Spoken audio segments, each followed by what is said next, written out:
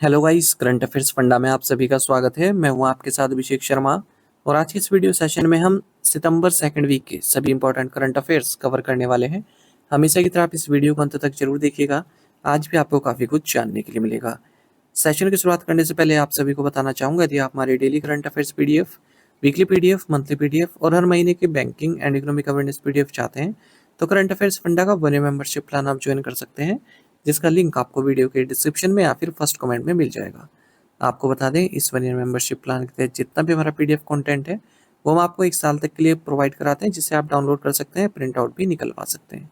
इसके लिए चाहे तो आप करंट अफेयर्स फंडा ऐप को यूज़ कर सकते हैं या फिर अपने लैपटॉप या सिस्टम की मदद से वेब लॉगिन भी कर सकते हैं।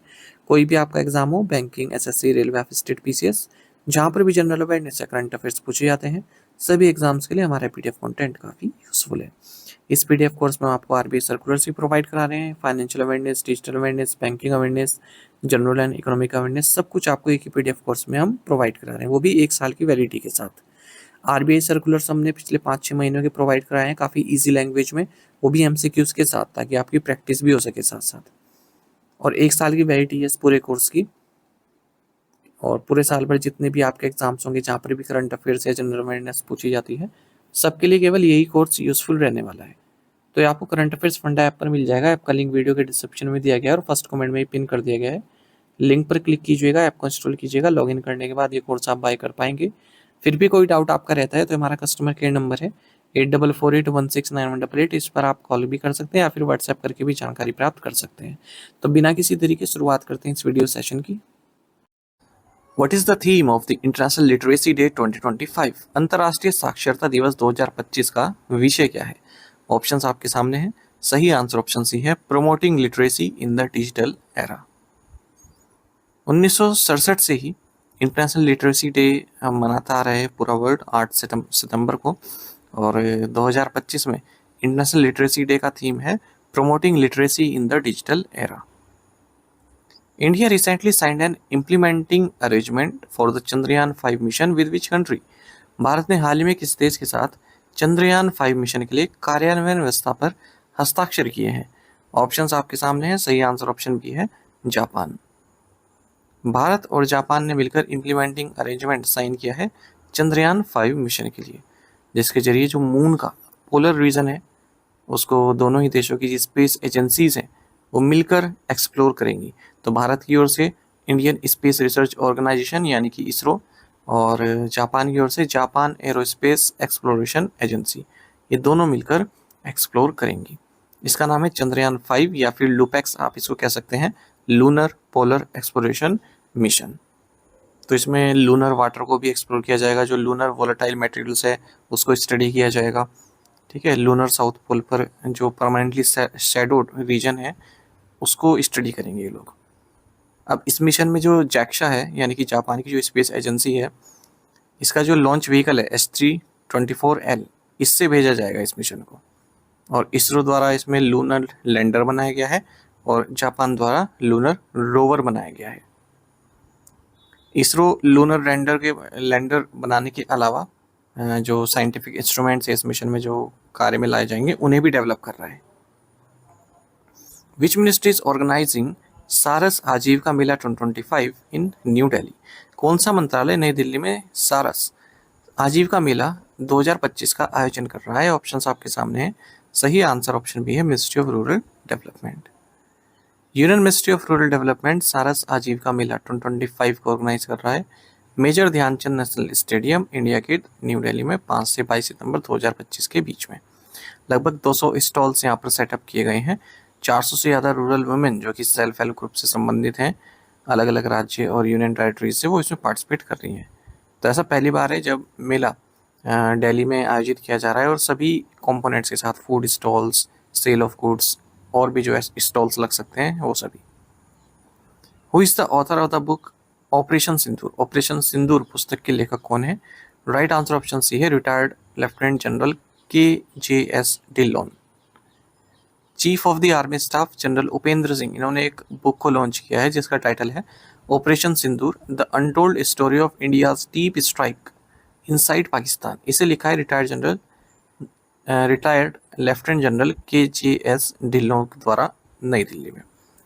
तो आप जानते ही हैं 2025 इंडिया पाकिस्तान के बीच में एक कॉन्फ्लिक्ट हुआ था, है ना, और ये 7 मई 2025 को हुआ। भारत ने मिसाइल स्ट्राइक्स की पाकिस्तान पर। ऑपरेशन सिंदूर इसका नाम दिया गया। और इससे पहले पाकिस्तान स्पॉन्सर्ड आतंकवादियों ने पहलगाम में टेररिस्ट अटैक किया था 22 अप्रैल 2025 में 26 सिविलियंस की जान चली गई। तो उसी के रिस्पॉन्स में भारत ने फिर मिसाइल स्ट्राइक्स किया पाकिस्तान पर। Where was the newly constructed royal Bhutan Buddhist temple inaugurated? नवनिर्मित रॉयल भूटान बुद्ध मंदिर का उद्घाटन कहाँ किया गया है? राइट आंसर ऑप्शन बी है राजगीर। तो newly constructed royal Bhutan Buddhist temple ये राजगीर बिहार में इनोग्रेट किया गया है। और आपको बता दें जो प्राइम मिनिस्टर हैं भूटान के शेरिंग तोब्गे ये भी इस मौके पर मौजूद रहे। Union minister for minority affairs Kiren Rijiju भी इस मौके पर मौजूद रहे। इन दोनों ने मिलकर इसे इनोग्रेट किया है। A suspension of operations agreement was signed between which state and the Ministry of Home Affairs recently? हाल ही में किस राज्य और गृह मंत्रालय के बीच ऑपरेशन सस्पेंशन समझौते पर हस्ताक्षर किए गए? राइट आंसर ऑप्शन बी है Manipur.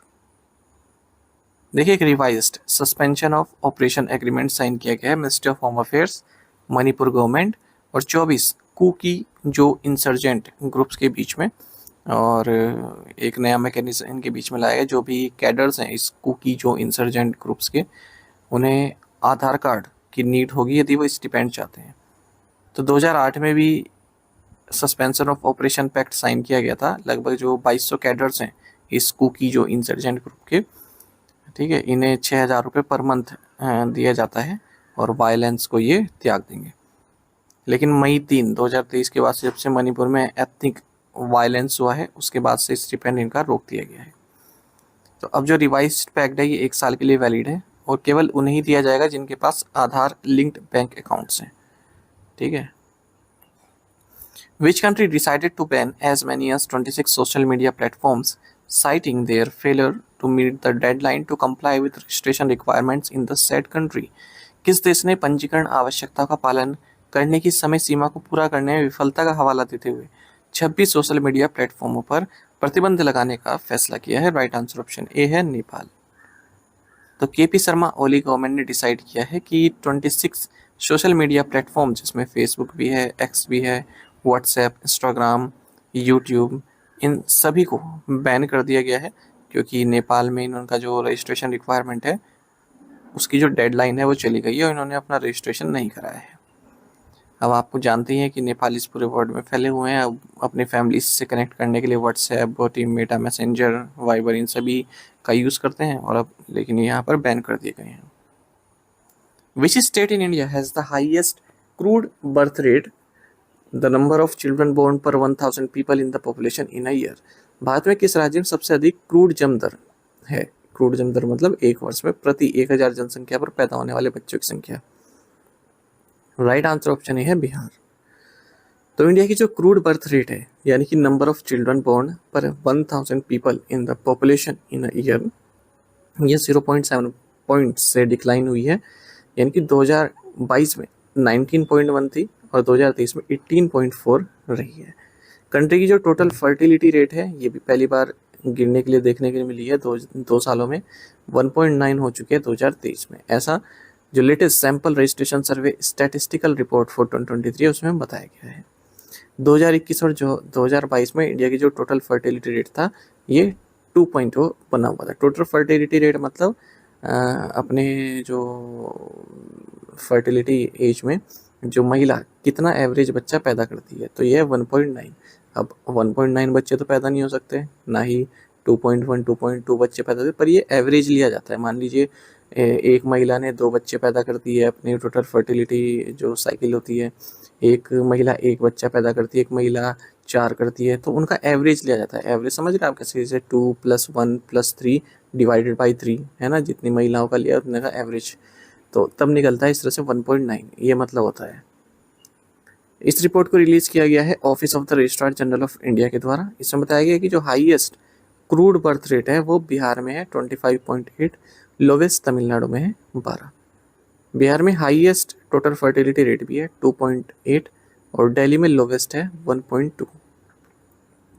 18 states and union territories में जो टोटल फर्टिलिटी रेट है ये 2.1 से नीचे ही देखने के लिए मिला है। एक इसमें रिप्लेसमेंट लेवल भी आता है। Replacement level denotes the average number of children each woman needs to give birth for one generation to replace the other।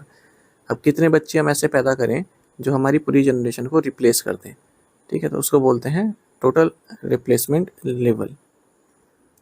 इस SRS 2023 डेटा सेट में ये भी बताया गया है कि जो एल्डरली पॉपुलेशन है हमारे देश में, ठीक है, यानी कि 60 से ऊपर, उनकी संख्या बढ़ी है, 0.7% पॉइंट तक बढ़ी है और 9.7% ये हो गई है। केरल में हाईएस्ट प्रोपोर्शन है एल्डरली पॉपुलेशन का 15%, असम में 7.6, दिल्ली में 7.7, झारखंड में 7.6% यानी कि लोवेस्ट प्रोपोर्शन इन राज्यों में है जो 60 से ऊपर के लोग हैं। जो टोटल फर्टिलिटी रेट डेटा है जो कि मैंने आपको बताया कि एक जनरेशन को दूसरी जनरेशन से रिप्लेस करने के लिए कितने बच्चों की नीड है, ठीक है, तो ये हायर देन है रिप्लेसमेंट लेवल से नदर्न इंडिया में, खास करके बिहार में, उत्तर प्रदेश में, मध्य प्रदेश में, राजस्थान में, छत्तीसगढ़ में, और जहाँ पर ये लोवेस्ट है वो है Delhi, West Bengal, Tamil Nadu, Maharashtra. How many amalgamated regional rural banks in India have adopted the new common logo. Bharat में कितने एकीकृत क्षेत्रीय ग्रामीण बैंकों ने नया सामान्य लोगो अपनाया? राइट आंसर ऑप्शन सी है 11। तो बेलारी हेडक्वार्टर्ड कर्नाटका ग्रामीण बैंक ने कॉमन लोगो एडॉप्ट कर लिया है जो कि 11 अमलगमेटेड रीजनल रूरल बैंक्स को अलॉट किया गया है। तो चेयरमैन जो है कर्नाटक ग्रामीण बैंक के श्रीकांत एम भांदीवार, इनके द्वारा इस लोगो को अनवील किया गया। ये लोगो है, ये पत्तियां बनी हुई हैं हरी और नीले कलर की, तो एक अपवर्ड एरो है यानी कि प्रोग्रेस और ग्रोथ को दर्शाता है। हैंड्स, जो पत्तियां हैं वो हैंड्स के शेप में, और फ्लेम है। What was the total penalty imposed on Mahanagar Telephone Nigam limited by NSC and BSC combined? NSC और BSC द्वारा संयुक्त रूप से महानगर टेलीफोन निगम लिमिटेड पर लगाया गया कुल जुर्माना कितना है? राइट आंसर ऑप्शन भी है 13.46 लाख रुपीस। महानगर टेलीकॉम निगम लिमिटेड को पेनलाइज किया गया है नेशनल स्टॉक एक्सचेंज और बॉम्बे स्टॉक एक्सचेंज द्वारा, और 6.73 लाख ईच फाइन लगाया गया, यानी कि दोनों की तरफ से 6.73 लाख का फाइन लगाया गया, तो कंबाइंड कितना हो गया? 13.46 लाख का। Which bank has launch the digital lending platform DG Udyam? किस बैंक ने डिजिटल ऋण प्लेटफॉर्म DG उद्यम लॉन्च किया? राइट आंसर ऑप्शन है बैंक ऑफ बड़ौदा। तो बैंक ऑफ बड़ौदा ने BOB DG उद्यम लॉन्च किया है जो कि एक digital collateral free lending platform है जिसमें माइक्रो एंड स्मॉल एंटरप्राइजेस को क्विक लोन प्रोवाइड किया जा सकता है 10 से 50 लाख के बीच में। Which company set up the lithium ion battery manufacturing plant at Sohna Haryana? किस कंपनी ने हरियाणा के सोहना में लिथियम आयन बैटरी विनिर्माण संयंत्र स्थापित किया है? राइट आंसर ऑप्शन डी है TDK corporation. Union minister of electronics and information technology Ashwini Vaishnaw ने TDK कॉर्पोरेशन का advance technologies lithium ion battery manufacturing plant inaugurate किया है सोहना हरियाणा में। तो लिथियम बैटरी जो होती है उन्हें मोबाइल फ़ोन्स में यूज़ किया जाता है, ईयरेबल्स में जैसे वॉचेस, ईयरबड्स, एयरपोर्ट्स और लैपटॉप्स में, ठीक है, तो अभी ये डोमेस्टिकली ही इनको बनाया जाएगा इन बैटरीज को। Which organization organize the national conference on the rights of transgender persons revamping spaces reclaiming voices? किस संगठन ने ट्रांसजेंडर व्यक्ति के अधिकार, स्थानों का पुनर्निर्माण, आवाज़ों की पुनरावृत्ति विषय पर राष्ट्रीय सम्मेलन का आयोजन किया? राइट आंसर ऑप्शन सी है national human rights commission NHRC। तो national human rights commission India ने एक आप कह सकते हैं कॉन्फ्रेंस को ऑर्गेनाइज किया है जिसका नाम है national conference on the rights of transgender persons revamping spaces reclaiming voices. कहाँ पर? India habitat centre new Delhi में। NHRC के chairperson justice Shri V Ramasubramaniam है। NHRC की स्टैट्यूटरी बॉडी है, 12 अक्टूबर 1993 को इसकी स्थापना हुई थी। रंगनाथ मिश्रा पहले चेयरमैन थे NHRC इंडिया के। ये एग्जाम में क्वेश्चन पूछा जाता है। Which organization organize the workshop on coal gasification technology for Indian high ash content coal? किस संगठन ने भारतीय उच्च राख सामग्री वाले कोयले के लिए कोयला गैसीकरण प्रौद्योगिकी पर कार्यशाला का आयोजन किया? राइट आंसर ऑप्शन सी है नीति आयोग। तो नीति आयोग ने एक वर्कशॉप ऑर्गेनाइज किया जिसका नाम है coal gasification technology for Indian high ash content coal कहाँ पर? नीति भवन न्यू दिल्ली में। डॉक्टर वी के सारास्वत मेंबर नीति आयोग इनकी चेयरमैनशिप के तहत।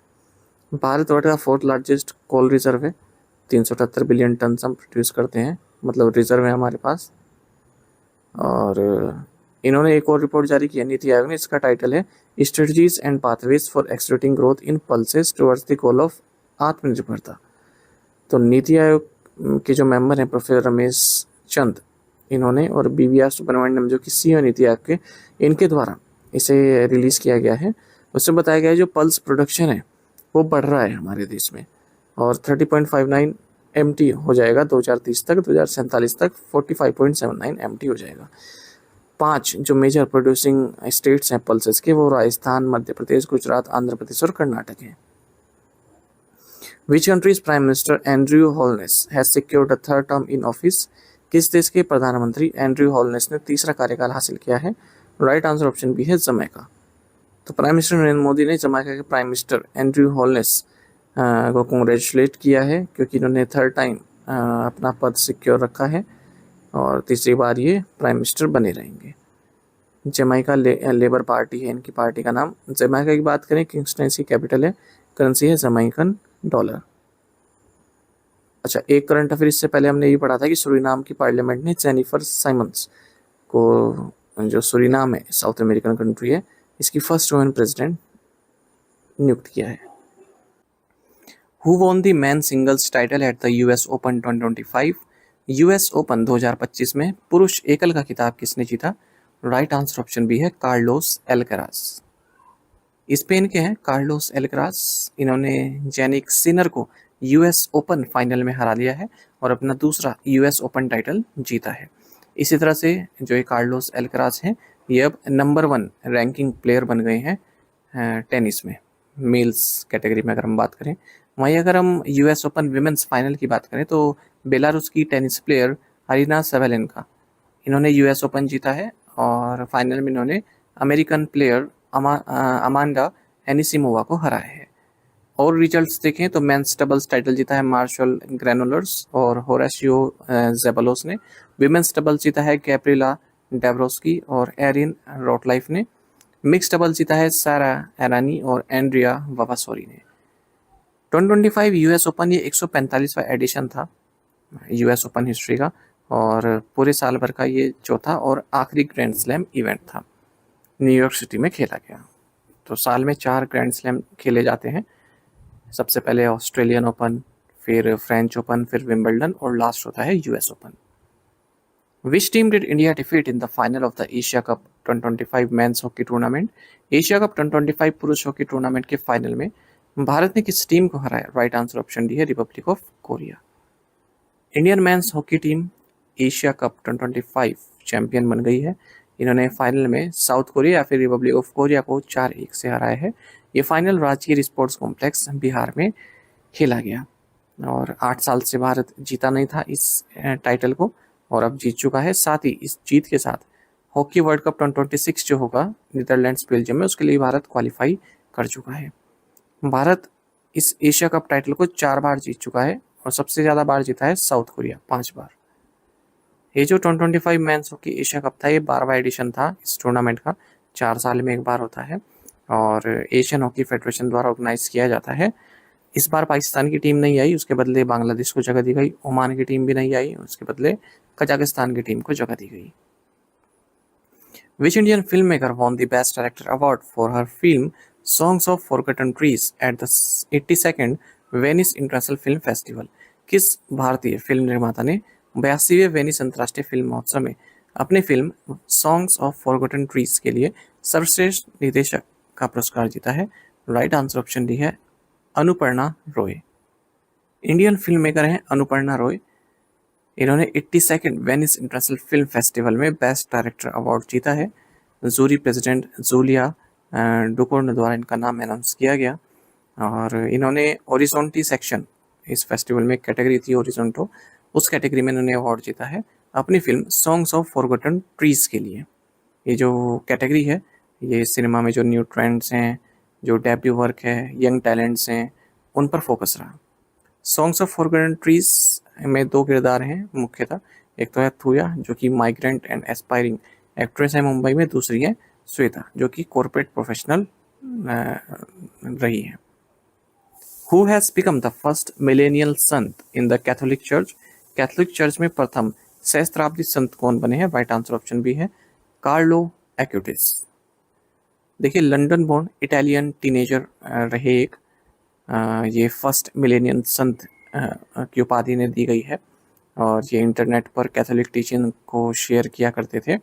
और ये जो सेरेमनी हुई पूरी इसमें पॉप लियो 14 भी शामिल रहे और हालांकि इनकी मृत्यु हो गई थी इनकी कार्लो एक्यूटिस की ल्यूकेमिया के कारण 2006 में केवल 15 साल की एज में। इन्हें गोड्स इन्फ्लुएंसर के नाम से भी जाना जाता था। Oracle Stage Limited, the parent company of Oyo, has rebranded itself as what? OYO की मूल कंपनी ओरोवेल स्टेज लिमिटेड ने खुद को किस नाम से पुनः ब्रांड किया है? राइट आंसर ऑप्शन सी है प्रिज्म। तो ओरेवेल स्टेज लिमिटेड जो कि पेरेंट कंपनी है ओयो की, इसने अपने आप को रिब्रांड किया है और नाम रखा है प्रिज्म। ओयो की स्थापना रितेश अग्रवाल ने 2012 में की थी। 35 से ज़्यादा कंट्रीज में ये ऑपरेशनल है। PhonePe has partnered with which financial institution to offer loans against mutual funds? PhonePe ने म्यूचुअल फंड पर ऋण देने के लिए किस वित्तीय संस्थान के साथ साझेदारी की है? राइट आंसर ऑप्शन बी है डीएसपी फाइनेंस। फोनपे ने एक फैसिलिटी इंट्रोड्यूस की है जिसके जरिए जो यूजर्स हैं वो लोन्स ले सकते हैं अपने म्यूचुअल फंड इन्वेस्टमेंट के बदले ऐप से ही, ठीक है। और ये पार्टनरशिप और ये जो सर्विस है ये ऊपर की जा रही है डीएसपी फाइनेंस के साथ मिलकर। तो 2 करोड़ तक का लोन ले सकते हैं अपने म्यूचुअल फंड्स को कोलेटरल रखकर, गिरवी रखकर, वो भी 10 मिनट के अंदर अंदर। Loans against mutual fund product lets investors place their mutual fund holding as collateral. तो जैसे मैंने बताया कि आप अपने म्यूचुअल फंड की जो इन्वेस्टमेंट है उसे कोलेटरल रख सकते हैं और उसके बदले अपना जो भी आपको लोन वगैरह लेना है वो ले सकते हैं। तो जो भी अमाउंट आपने विड्रॉ की है केवल उसी पर आपको इंटरेस्ट पे करना होता है, ठीक है। ऐसा कोई मंथली प्रिंसिपल रीपेमेंट या फिर ईएमआईज नहीं लगता है। Which bank hosted its first ever startup pitch fest called dream to demo? किस बैंक ने ड्रीम टू डेमो नामक अपना पहला स्टार्टअप पिच फेस्ट आयोजित किया? राइट आंसर ऑप्शन डी है State Bank of India. State Bank of India ने अपने स्टार्टअप ब्रांच के जरिए first ever startup pitch fest जिसका नाम है ड्रीम टू डेमो इसे ऑर्गेनाइज किया है, जहां पर एंटरप्रेन्योर्स ने जो लीडिंग इन्वेस्टर्स हैं उनके सामने डायरेक्ट अपने आइडियाज शेयर किए हैं। पिचिंग मतलब आप अपने आइडियाज बताते हैं किसी को इन्फ्लुएंस करने के लिए, खास करके इन्वेस्टर्स को। Which two banks have partnered with Sohanlal commodity management limited for collateral management services? किन 2 बैंकों ने संपार्श्विक प्रबंधन सेवाओं के लिए सोहनलाल कमोडिटी मैनेजमेंट लिमिटेड के साथ साझेदारी की है? राइट आंसर ऑप्शन सी है IDBI bank and Punjab and Sind bank.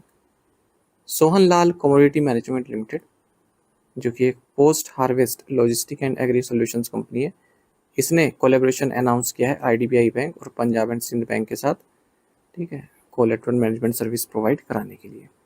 तो जो भी फार्मर्स हैं जो कॉटन, पल्सेस, मीज, स्पाइसेस और भी जो स्टेपल्स हैं उनमें डील करते हैं उन्हें financial and collateral management services प्राप्त होंगी।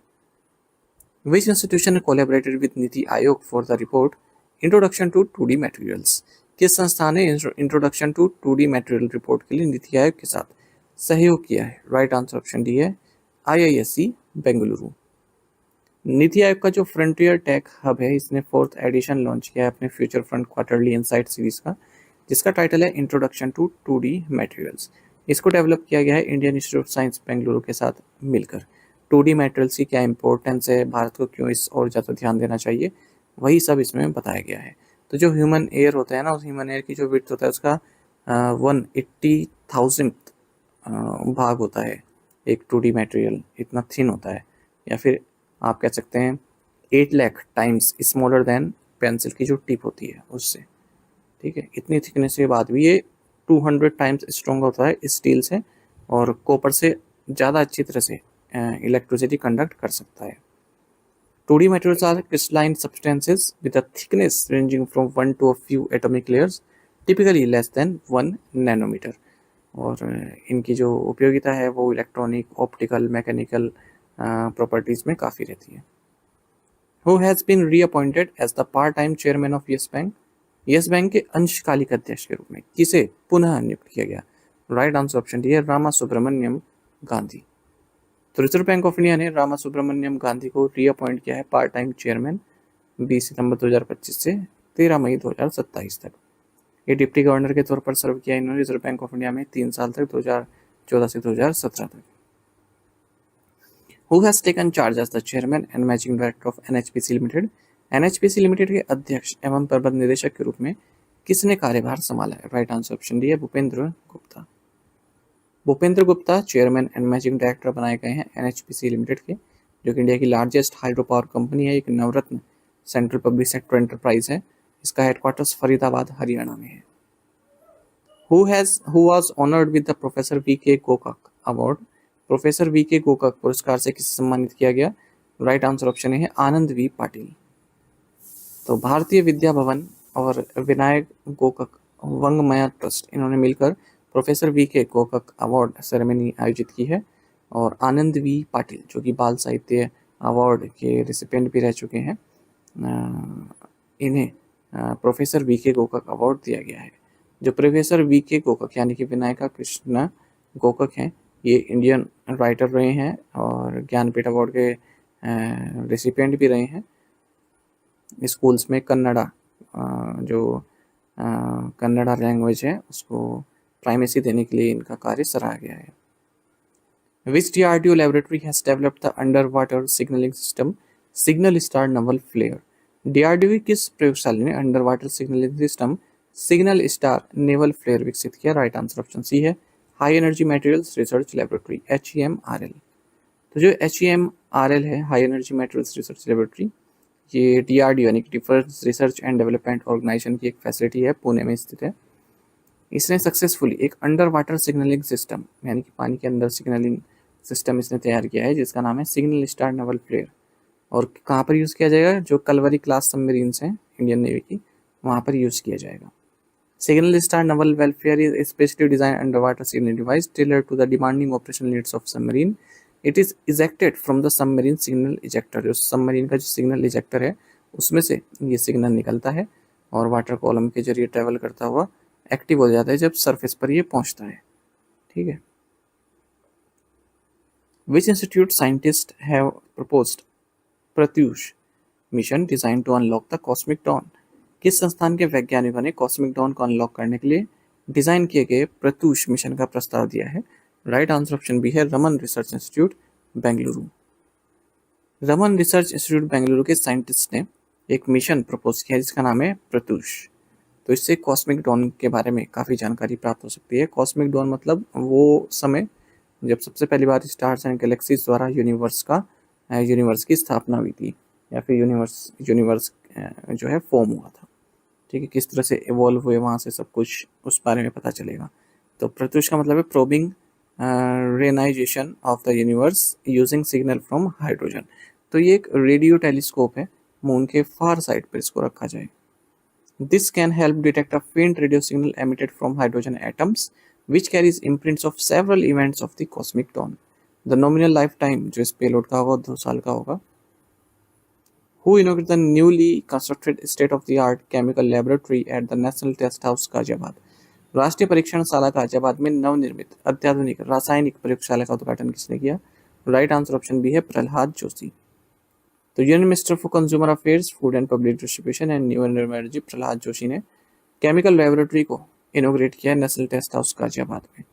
और ये जो लेबोरेटरी है ये टेस्टिंग प्रोवाइड कराएगी, जो भी पैकेज ड्रिंकिंग वाटर होता है, नेचुरल मिनरल वाटर होता है, फूड पैकेजिंग मटेरियल्स होते हैं, ठीक है, इन सभी के।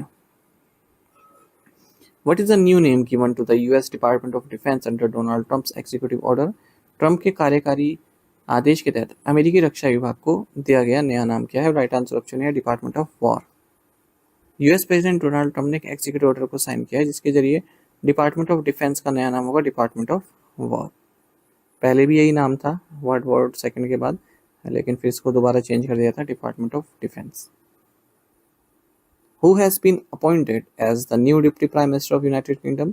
यूनाइटेड किंगडम के नए उप प्रधानमंत्री के रूप में किसे नियुक्त किया गया है? राइट आंसर ऑप्शन सी है David Lammy. British prime minister Keir Starmer इन्होंने फॉरेन सेक्रेटरी डेविड लैमी को डिप्टी प्राइम मिनिस्टर नियुक्त किया है। और ये किसकी जगह ले रहे हैं? एंजेला रेनर की जगह ले रहे हैं। दो न्यूज़ और देखते हैं। Japanese prime minister Shigeru Ishiba, इन्होंने अपने पद से इस्तीफा दे दिया है। साथ ही जो लिबरल डेमोक्रेटिक पार्टी के प्रेसिडेंट भी थे ये, उससे भी इस्तीफा दे दिया है। गुयाना के प्रेसिडेंट इरफान अली, ये रीइलेक्ट हुए हैं सेकंड टर्म के लिए।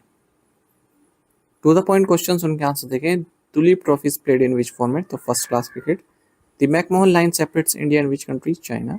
What is the percentage of GST on health insurance after the revamp? 0. How many educators have bagged the National Teachers Award this year from President Murmu? 81. The GST on commercial vehicles such as buses and trucks has dropped from 28% to 18%. To the point question देखें, इनके answer आपको भी करने हैं। Who authored the Chola Tigers Avengers of Somnath? Who has assumed charge as Secretary Ministry of Mines? Who will represent India at the upcoming virtual BRICS summit? Which state cabinet approved the reintroduction of ballot paper in the upcoming civil polls? Which team defeated Meerut Mavericks by 8 wickets to win the UP T20 League title for the second time? इन पांचों questions के answer आपको comment box में देने हैं। यदि एक question का answer भी आता है वो भी आप हमें अवश्य बताइएगा कमेंट सेक्शन में। ठीक है, ज़्यादा से ज़्यादा संख्या में आप पार्टिसिपेट करने की कोशिश किया कीजिए, यही आपसे रिक्वेस्ट रहती है। पार्टिसिपेशन आप लोगों का बहुत कम हो रहा है, ऐसा मत कीजिए, आपके नॉलेज के लिए ही है। साथ ही में टेलीग्राम पर जरूर ज्वाइन करें, करंट अफेयर्स फंडा नाम से हमारा टेलीग्राम चैनल है। Thank you guys. Who was the returning officer for the vice presidential election 2025 in India? Bharat में 2025 के उपराष्ट्रपति चुनाव के लिए रिटर्निंग ऑफिसर कौन थे? ऑप्शंस आपके सामने हैं। सही आंसर ऑप्शन बी है PC Modi. NDA candidate CP Radhakrishnan, इन्होंने वाइस प्रेसिडेंशियल इलेक्शन जीत लिया है जो कि 9 सितंबर को संपन्न हुआ। इन्होंने 452 वोट्स हासिल किए, जबकि opposition candidate B Sudarshan Reddy, इन्हें मात्र 300 वोट्स ही प्राप्त हुए हैं। और ये इन्फॉर्मेशन दी गई है रिटर्निंग ऑफिसर पीसी मोदी के द्वारा। तो इन इलेक्शंस के लिए पीसी मोदी रिटर्निंग ऑफिसर थे। टोटल 767 एमपीज ने अपने वोट डाले हैं, यानी कि टोटल टर्नआउट 98.2% रहा। हालांकि 752 वोट्स ही वैलिड थे, बाकी 15 वोट्स को इनवैलिड करार दिया गया। अब सीपी राधाकृष्णन भारत के 15वें वाइस प्रेसिडेंट होंगे, उपराष्ट्रपति होंगे और जल्द ही अपने पद की शपथ भी लेंगे। ये इलेक्शंस क्यों कराने पड़े? क्योंकि 21 जुलाई को जो हमारे वाइस प्रेसिडेंट थे जगदीप धनखड़, उन्होंने अचानक से ही हेल्थ के कारण इस्तीफा दे दिया था। अच्छा, अब जो ये उपराष्ट्रपति चुनाव आता है इसमें कौन पार्टिसिपेट करते हैं? तो जो इसका इलेक्टोरल कॉलेज है उसमें 788 मेंबर्स टोटल वोट करते हैं, जिसमें 245 राज्यसभा से होते हैं, 543 लोकसभा से होते हैं और 12 नॉमिनेटेड मेंबर्स भी होते हैं राज्यसभा से। लेकिन अब आप सभी जानते हैं कि कंप्लीट स्ट्रेंथ तो इतनी नहीं है हमारी संसद की। तो जो प्रेजेंट स्ट्रेंथ है इलेक्टोरल कॉलेज जो है वो 781 मेंबर्स का ही है, क्योंकि 6 सीट्स तो राज्यसभा में खाली है और 1 लोकसभा में खाली है। Which Indian state was recently declared as a fully literate state on the International Literacy Day 2025? हाल ही में अंतर्राष्ट्रीय साक्षरता दिवस 2025 पर किस भारतीय राज्य को पूर्ण साक्षर राज्य घोषित किया गया है? ऑप्शंस आपके सामने हैं। सही आंसर ऑप्शन डी है हिमाचल प्रदेश। हिमाचल प्रदेश के चीफ मिनिस्टर हैं सुखविंदर सिंह सुक्खू। इन्होंने डिक्लेयर किया है कि अब Himachal Pradesh fully literate state बन चुका है और ये घोषणा इन्होंने इंटरनेशनल लिटरेरी डे जो कि 8 सितंबर को मनाया गया इस दिन की है। और ये जो फुली लिटरेट स्टेट की घोषणा की गई है उल्लास स्कीम के तहत की गई, यानी कि understanding of life long learning for all in society. तो लिटरेसी रेट हिमाचल प्रदेश में 99.30% चला गया है, जो कि हमारी जो नेशनल एवरेज है 95% या नेशनल बेंचमार्क आप कहेंगे इसको, वो ज़्यादा सही रहेगा। जो हमने बेंचमार्क सेट किया है 95% उससे अधिक है। और ये इकलौता ऐसा मतलब राज्य हमारे देश में जिसने इतनी हाई लिटरेसी रेट प्राप्त किया है। बाकी आपको जानना चाहिए कि 20 मई 2025 को Mizoram first fully literate state बना था हमारे देश में। दूसरे नंबर पर फिर गोवा बना, तीसरे नंबर पर फिर त्रिपुरा बना और लद्दाख फर्स्ट यूनियन टेरिटरी बनी थी जो फुली लिटरेट रही। भारत की लिटरेसी रेट भी बढ़ी है, 2011 में 74% थी और अब 2023-24 में 80.9% पहुंच चुकी है। Which country will host the G20 summit in 2026? 2026 में G20 शिखर सम्मेलन की मेजबानी कौन सा देश करेगा? ऑप्शंस आपके सामने है और सही आंसर ऑप्शन डी है यूनाइटेड स्टेट्स। तो यूनाइटेड स्टेट्स के प्रेसिडेंट डोनाल्ड ट्रंप ने कंफर्म किया है कि वे अपने डोराल गोल्फ क्लब, जो कि मियामी के पास है सदर्न फ्लोरिडा में, यहाँ G20 लीडर्स को होस्ट करने वाले हैं 2026 समिट के दौरान। और इस बार जो 2025 की समिट है वो होस्ट करेगा साउथ अफ्रीका।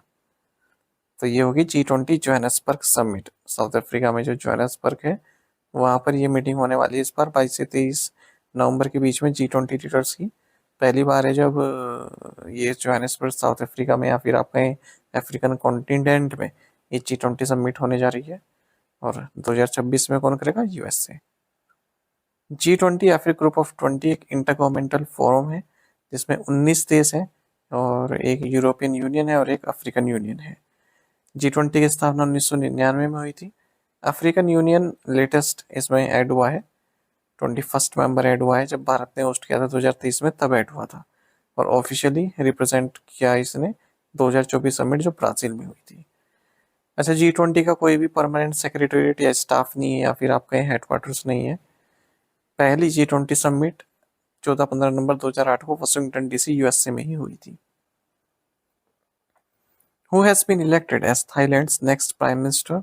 थाईलैंड के अगले प्रधानमंत्री के रूप में किसे चुना गया है? राइट आंसर ऑप्शन बी है अनुतिन चार्नविराकुल।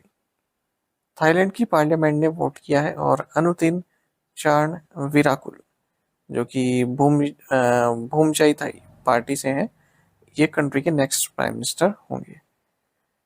2 साल में तीसरे नए प्राइम मिनिस्टर ये बन रहे हैं। इनसे पहले हमने हाल ही में देखा था कि पेंटोंगटान सिनावात्रा, इन्हें कॉन्स्टिट्यूशनल कोर्ट द्वारा अपनी पोस्ट से डिसमिस कर दिया गया है। ये थी इससे पहले प्राइम मिनिस्टर। थाईलैंड की कैपिटल बैंकॉक है, करेंसी है Thai baht. Which country will host the 2026 BWF world championships? कौन सा देश 2026 BWF विश्व चैंपियनशिप की मेजबानी करेगा? राइट आंसर ऑप्शन है इंडिया। तो 2026 BWF वर्ल्ड चैंपियनशिप्स ये नई दिल्ली इंडिया में होगी। लास्ट टाइम जब भारत ने इस BWF वर्ल्ड चैंपियनशिप को होस्ट किया था तब 2009 में किया था हैदराबाद में। बैडमिंटन की हम बात कर रहे हैं। पीवी सिंधु फर्स्ट एंड इकलौते इंडियन है जिन्होंने गोल्ड मेडल जीता हुआ है BWF वर्ल्ड चैंपियनशिप में। 2019 में इन्होंने जीता था। अब तक 11 इंडियन प्लेयर्स 15 मेडल जीत चुके हैं BWF वर्ल्ड चैंपियनशिप में। बैडमिंटन वर्ल्ड फेडरेशन, BWF का मतलब होता है बैडमिंटन वर्ल्ड फेडरेशन, ठीक है। और ये कहाँ पर है? कुआलालंपुर, मलेशिया में। In which Indian state is Himalaya Diwas celebrated annually on September 9? Himalaya Diwas प्रतिवर्ष 9 सितंबर को किस भारतीय राज्य में मनाया जाता है? राइट आंसर ऑप्शन बी है उत्तराखंड। हिमालय दिवस ये हर साल 9 सितंबर को उत्तराखंड में मनाया जाता है और मकसद वही रहता है हिमालयन इकोसिस्टम एंड रीजन को कंजर्व करना। 2015 में पहली बार ये डिक्लेयर किया गया था।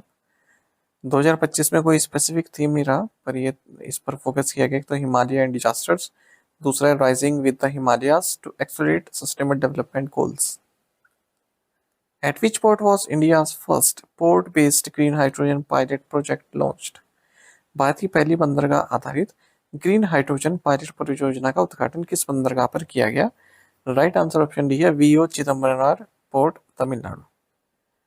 Union minister of port shipping and waterways Sarbananda Sonowal, इन्होंने वीओ चिदम्बरनार पोर्ट तमिलनाडु में इंडिया का first port based green hydrogen pilot project launch किया। यानी कि जो हमारा पोर्ट है ये वीओ चिदम्बरनार पोर्ट, यहाँ पर ग्रीन हाइड्रोजन जनरेट किया जाएगा।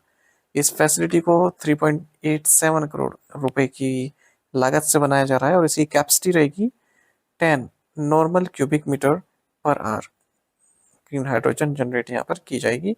और इससे जो पावर, जो स्ट्रीट लाइट्स हैं उनको चलाया जाएगा, जो इलेक्ट्रिक व्हीकल्स हैं, चार्जिंग स्टेशन है, ठीक है, उनको सप्लाई की जाएगी। जो यहाँ की कॉलोनी है, पोर्ट में कॉलोनी होती है ना रहने के लिए, वहाँ पर काम में ला जाएगी इलेक्ट्रिसिटी। इसी के साथ ये वीओसी पोर्ट फर्स्ट पोर्ट बन गया हमारे देश में जो ग्रीन हाइड्रोजन को प्रोड्यूस करेगा। साथ ही जो ये मिनिस्टर हैं सर्बानंद सोनोवाल, इन्होंने green methanol bunkering and refuelling facility को भी आधारशिला रखी है यहीं पर। और कोस्टल ग्रीन शिपिंग कॉरिडोर जो कि कांदला और तूतीकोरिन के बीच है उसी का हिस्सा है ये। Who unveiled the UPI-UPU integration project at the 28th universal postal congress in Dubai? Dubai में 28वें यूनिवर्सल पोस्टल कांग्रेस में यूपीआई यूपीयू एकीकरण परियोजना का अनावरण किसने किया? राइट आंसर ऑप्शन सी है Jyotiraditya M Scindia. Union minister for communications and development of north eastern region Jyotiraditya M Scindia. इन्होंने यूपीआई यूपीयू इंटीग्रेशन प्रोजेक्ट का अनावरण किया है 28th universal postal congress Dubai में। ये इनिशिएटिव जॉइंटली डेवलप किया गया है department of post, NPCI international payments limited और यूनिवर्सल पोस्टल यूनियन के द्वारा। तो ये जो इंडिया का यूपीआई है इसको यूपीयू इंटरकनेक्शन प्लेटफॉर्म के साथ इंटीग्रेट किया जा रहा है। यूनिवर्सल पोस्टल यूनियन की यूपीयू की बात करें कि स्पेशलाइज्ड एजेंसी है यूनाइटेड नेशंस की, 192 मेंबर स्टेट्स हैं इसमें, हेडक्वार्टर इसका बर्न स्विट्जरलैंड में है। Which Indian company recently signed an MOU with Merck to advance semiconductor and electronics manufacturing? हाल ही में किस भारतीय कंपनी ने सेमीकंडक्टर और इलेक्ट्रॉनिक्स में निर्माण को आगे बढ़ाने के लिए मर्क के साथ एक समझौता ज्ञापन पर हस्ताक्षर किए? राइट आंसर ऑप्शन डी है Tata electronics private limited. Tata electronics private limited और मर्क इन्होंने MOU memorandum of understanding sign किया है जिसके जरिए भारत का जो सेमीकंडक्टर और इलेक्ट्रॉनिक्स मैन्युफैक्चरिंग कैपेबिलिटीज है उसको और बेहतर बनाया जाएगा और एडवांस बनाया जाएगा। This partnership will focus on semiconductor materials, fabrication infrastructure and speciality chemical and gas distribution in India. तो जो मर्क है ये यूएस बेस्ड कंपनी है, ये अपने प्रोडक्ट एंड सर्विसेज प्रोवाइड कराएगी जैसे high purity electronic materials, advance gas and chemical delivery system और ट्रंकी फैब इंफ्रास्ट्रक्चर सर्विसेज सब कुछ। India defeated which country to win the bronze medal in the CAFA Nations Cup 2025? Bharat ने Kafa nations cup 2025 में किस देश को हराकर कांस्य पदक जीता? राइट आंसर ऑप्शन बी है ओमान। तो फुटबॉल की बात हम यहाँ पर कर रहे हैं। भारत ने ओमान को हराया है और तीसरे नंबर पर भारत ने फिनिश किया है काफा नेशंस कप 2025 में। और ये भारत और ओमान का मैच ताजिकिस्तान में खेला गया है। भारत ने ब्रॉन्ज मेडल जीता है। भारत की जो फुटबॉल टीम है उसे ब्लू टाइगर्स भी कहते हैं। तो इन्होंने ओमान को 3-2 से हराया पेनल्टीज में। और ये जो पूरी प्रतियोगिता है काफा नेशंस कप ये ताजिकिस्तान और उज्बेकिस्तान इन दोनों देशों द्वारा होस्ट की गई। अच्छा, अगर हम बात करें इस इवेंट के फाइनल की तो वो उज्बेकिस्तान और ईरान के बीच में हुआ था और होस्ट कंट्री उज्बेकिस्तान ने ये टाइटल अपने नाम किया है CAFA nations cup 2025। Indian football federation के प्रेसिडेंट कल्याण चौबे हैं और जो ये भारतीय फुटबॉल टीम है इनके कोच हैं Khalid Jamil. Who won the 2025 Dutch grand prix? 2025 Dutch grand prix किसने जीता? राइट आंसर ऑप्शन है ऑस्कर पिएस्ट्री। ऑस्कर पिएस्ट्री ने 2025 डच ग्रां प्री जीता है जो कि नीदरलैंड्स में हुआ है। आपको बता दें पिएस्ट्री ऑस्ट्रेलियन रेसिंग ड्राइवर है, फॉर्मूला 1 में मैक्लेरन के लिए compete करते हैं।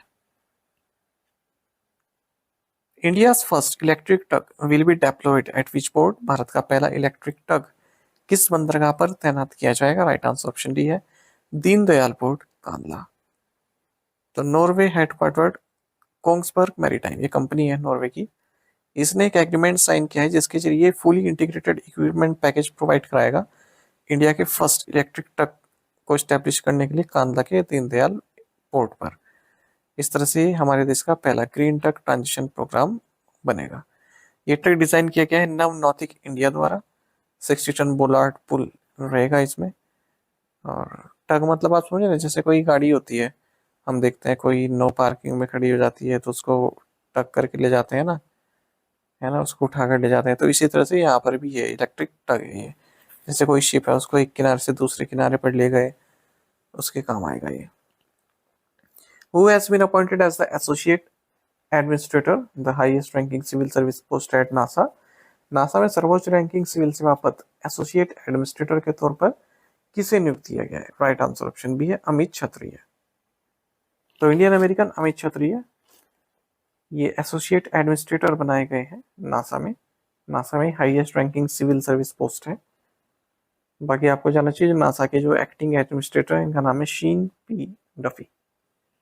Which bank has appointed Kaustubh Kulkarni as co-head of its investment banking coverage for Japan, Asia North and Australia and South and Asia south. किस बैंक ने कौस्तुभ कुलकर्णी को जापान, एशिया उत्तर और ऑस्ट्रेलिया तथा दक्षिण एशिया दक्षिण के लिए अपने निवेश बैंकिंग कवरेज का सह प्रमुख नियुक्त किया? राइट आंसर ऑप्शन बी है सिटी बैंक। तो यूएस बेस्ड सिटी बैंक ने कौस्तुभ कुलकर्णी को को हेड नियुक्त किया है अपने इन्वेस्टमेंट बैंकिंग एंड कवरेज के लिए Japan, Asia north and Australia and Asia south में। How many entities has the Reserve Bank of India selected for the test phase of the 5th regulatory sandbox cohort? भारतीय reserve bank ने 5वें नियामक sandbox cohort के परीक्षण चरण के लिए कितनी संस्थाओं का चयन किया? राइट आंसर ऑप्शन सी है 5। तो रिजर्व बैंक ऑफ इंडिया ने 5 एंटिटीज को सिलेक्ट किया है जो आरबीआई का रेगुलेटरी सैंडबॉक्स 5th कोहोर्ट है थीम न्यूट्रल, इसमें टेस्ट फेज के लिए। इनके नाम है connecting dot consultancy, Epifi technologies, Finec technologies, Indian banks digital infrastructure company और सिंजी टेक्नोलॉजीज।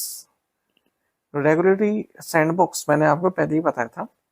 मान लीजिए कोई कंपनी है, ठीक है, अब वो किसी प्रोडक्ट को टेस्ट करना चाहती है। अब पहले ये देखिए यहाँ पर है थीम न्यूट्रल, यानी कि आपको छूट दे दी गई है, आप किसी भी टेक्नोलॉजी से संबंधित आप कुछ भी नया कुछ बना सकते हैं, प्रोडक्ट बना सकते हैं। मान लीजिए कोई कंपनी लेकर आ गई कि हम केवाईसी का एक नया तरीका लेके आए हैं, ठीक है, जो केवाईसी जो अब जिस तरह से अब होती है उसमें कुछ एडवांस लेके आए हैं जो बिल्कुल नया हो।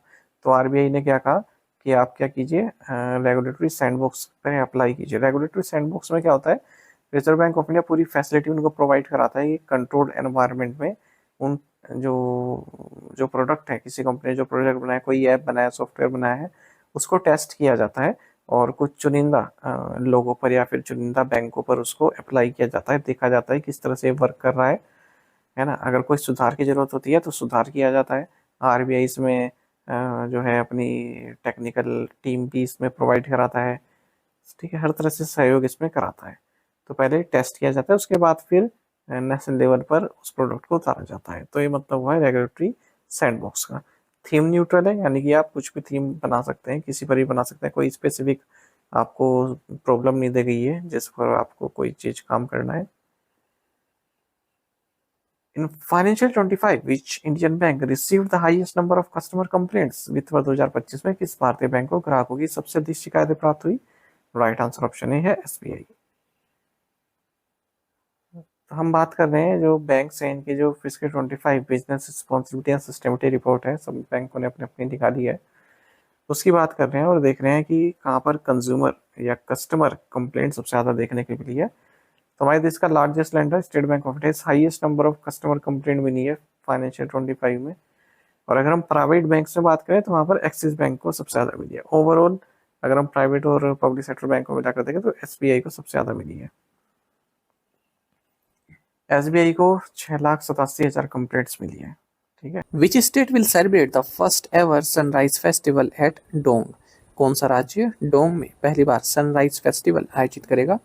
ऑप्शंस आपके सामने हैं, सही आंसर ऑप्शन डी है अरुणाचल प्रदेश।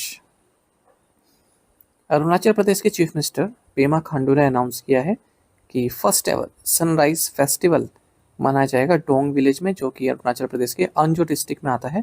और आपको बता दें जो ये डोंग विलेज है ना, ये हमारे देश का ईस्टर्न मोस्ट विलेज है, सबसे ईस्ट में है ये वाला विलेज। और जो इंडिया, चाइना और म्यांमार का ट्राई जंक्शन है वहाँ पर लोकेटेड है। और इसकी एक यूनिक बात ये भी है कि हमारे देश में सबसे पहले सनराइज इसी जगह पर विटनेस किया जाता है, डोंग में। अरुणाचल प्रदेश की बात हो रही है तो और मेजर फेस्टिवल्स देख लेते हैं जो यहाँ पर मनाए जाते हैं, एग्जाम में पूछ लेते हैं, जैसे लोसार, सोलुंग, रे, न्योकुम, मोपिन, द्री, सीडोनी, बुरीबूट, फांगत्री, सांकेन, तुर्गिया, वांगला, डोनी पोलो, चालो लोको। महत्वपूर्ण फेस्टिवल हैं सभी, याद रखिएगा। Who has been appointed as the new Prime Minister of France by President Emmanuel Macron? राष्ट्रपति इमैनुअल मैक्रोन ने फ्रांस के नए प्रधानमंत्री के रूप में किसे नियुक्त किया है? राइट आंसर ऑप्शन डी है सेबेस्टियन लेकोर्नु। फ्रांस के प्रेसिडेंट हैं इमैनुअल मैक्रोन, इन्होंने डिफेंस मिनिस्टर सेबेस्टियन लेकोर्नु को देश का नया प्राइम मिनिस्टर अपॉइंट किया है। इससे पहले इस पोजीशन पर फ्रैंकोइज बेरू थे, ठीक है, पर इन्हें बाहर कर दिया गया। What GDP growth forecast has CRISIL maintained for India in fiscal year 2025-26? CRISIL ने वित्त वर्ष 2025-26 में भारत के लिए जीडीपी वृद्धि का क्या पूर्वानुमान रखा है? राइट आंसर ऑप्शन बी है 6.5%, 6.5%। क्रिसिल ने कहा है कि इंडिया की जो जीडीपी ग्रोथ फोरकास्ट है करंट फिजिकल ईयर के लिए यानी कि 2025-26 के लिए ये 6.5% रहेगी। 2024-25 में जो इंडियन इकोनॉमी है 6.5% से ग्रो की थी रियल टर्म्स में। इंडिया की जो रियल जीडीपी है ये 7.8% से ग्रो की है अप्रैल से जून क्वार्टर में। जो करंट फाइनेंशियल ईयर है जो हमारा अभी अप्रैल से जून का पूरा क्वार्टर गया है उसमें 7.8% से किया है। और इंडिया की जो नॉमिनल जीडीपी है ये 8.8% से ग्रो की है अप्रैल से जून क्वार्टर में। गवर्नमेंट ने भी जो जीडीपी फोरकास्ट है वो 6.3 से 6.8, 6.3 से 6.8% के बीच में रखी है 2025-26 के लिए। अगर हम फिजिकल फ्रंट पर बात करें तो यूनियन बजट ने जो सेंट्रल गवर्नमेंट की फिजिकल डिफिसिट है उसका टारगेट रखा है कि 4.4% ऑफ जीडीपी हम रखेंगे, पहले 4.8% था। ग्रोस मार्केट बोरोइंग ये 14.8 लाख करोड़ रुपीस रहने वाली इस फिजिकल ईयर में। What was HSBC India Manufacturing Purchasing Managers Index in August 2025? अगस्त 2025 में HSBC India Manufacturing Purchasing Managers Index कितना था? राइट आंसर ऑप्शन सी है 59.3। तो मैन्युफैक्चरिंग सेक्टर में जो एक्टिविटी है अगस्त 2025 में एक्सपैंड हुई है काफ़ी फास्ट रेट से, और पिछले 17 सालों में पहली बार ऐसा हुआ है कि इतनी रफ्तार पकड़ी है क्योंकि नए ऑर्डर्स और प्रोडक्शंस की डिमांड बढ़ी है। तो बात कर रहे हैं हम HSBC India manufacturing purchasing managers index की जो 59.3 रहा है अगस्त में, जबकि जुलाई में ये 59.1 रहा था। तो पिछले 17 सालों में सबसे अच्छा ये स्कोर रहा है, लगभग पहले 2008 के टाइम पर था। HSBC इंडिया मैन्युफैक्चरिंग PMI ये एक मंथली इकोनॉमिक इंडिकेटर है, S&P ग्लोबल द्वारा इसको कंपाइल किया जाता है। हमारे देश में मैन्युफैक्चरिंग सेक्टर किस तरह से प्रोग्रेस कर रहा है उसके बारे में बताता है। अगर 50 से ज़्यादा की रीडिंग है यानी कि हमारा सेक्टर एक्सपेंड हो रहा है, अच्छा चल रहा है। अगर 50 से नीचे यानी कि कॉन्ट्रैक्शन देखने के लिए मिला है, एक्टिविटी कम हो रही है। Whose tenure has been extended as the MD and CEO of Indian Overseas Bank from January 1st, 2026? Indian overseas bank के MD और CEO के रूप में किसका कार्यकाल 1 जनवरी 2026 से बढ़ा दिया गया है? राइट आंसर ऑप्शन डी है अजय कुमार श्रीवास्तव। सेंट्रल गवर्नमेंट ने अजय कुमार श्रीवास्तव का जो टेन्योर है, जो कार्यकाल है मैनेजिंग डायरेक्टर CEO के तौर पर इंडियन ओवरसीज बैंक के, ये 21 महीनों के लिए और बढ़ा दिया है। 1 जनवरी 2026 से शुरू होगा और 8 अक्टूबर 2027 तक रहेगा। 1 जनवरी 2023 से ही इस पद पर है। Who recently resigned as the Prime Minister of Nepal amid escalating protest? हाल ही में बढ़ते विरोध प्रदर्शनों के बीच नेपाल के प्रधानमंत्री पद से किसने इस्तीफा दे दिया है? राइट आंसर ऑप्शन ए है KP शर्मा ओली। नेपाल आप सभी जानते हैं कि क्या चल रहा है, वहाँ पर वायलेंस चल रहा है। Prime minister KP Sharma Oli ने रिज़ाइन कर दिया है। जेनजी लीड प्रोटेस्ट यहाँ पर चल रहे हैं, सब कुछ जला दे रहे हैं, तोड़फोड़ कर दे रहे हैं, और गवर्नमेंट ऑफिसेज इंक्लूडिंग पार्लियामेंट भी जला दी है। Prime minister's office, private residences जो हैं प्रेसिडेंट रामचंद्र पौडेल का, उसे भी जला दिया है, और सेवरल फॉर्मर प्राइम मिनिस्टर्स को भी अब्यूज़ किया गया है। तो ये एक शुरुआत कहाँ से हुई थी? सोशल मीडिया बैन से, और उसके बाद फिर करप्शन वगैरह का भी इसने रोल लिया कि करप्शन काफ़ी है देश में, और काफ़ी वायलेंट ये प्रोटेस्ट हो गया। The Ministry of Labour and Employment recently signed an MOU with which two organizations for the National Career Service Portal? श्रम और रोजगार मंत्रालय ने हाल ही में राष्ट्रीय करियर सेवा पोर्टल के लिए किन 2 संगठनों के साथ एक समझौता ज्ञापन पर हस्ताक्षर किए? राइट आंसर ऑप्शन डी है mentor together and Quikr. Ministry of labour and employment ने MOU साइन किया है मेंटर टुगेदर और क्विकर के साथ, ताकि नेशनल कैरियर सर्विस पोर्टल पर ज़्यादा से ज़्यादा अपॉर्चुनिटीज़ युवाओं को मिल सकें।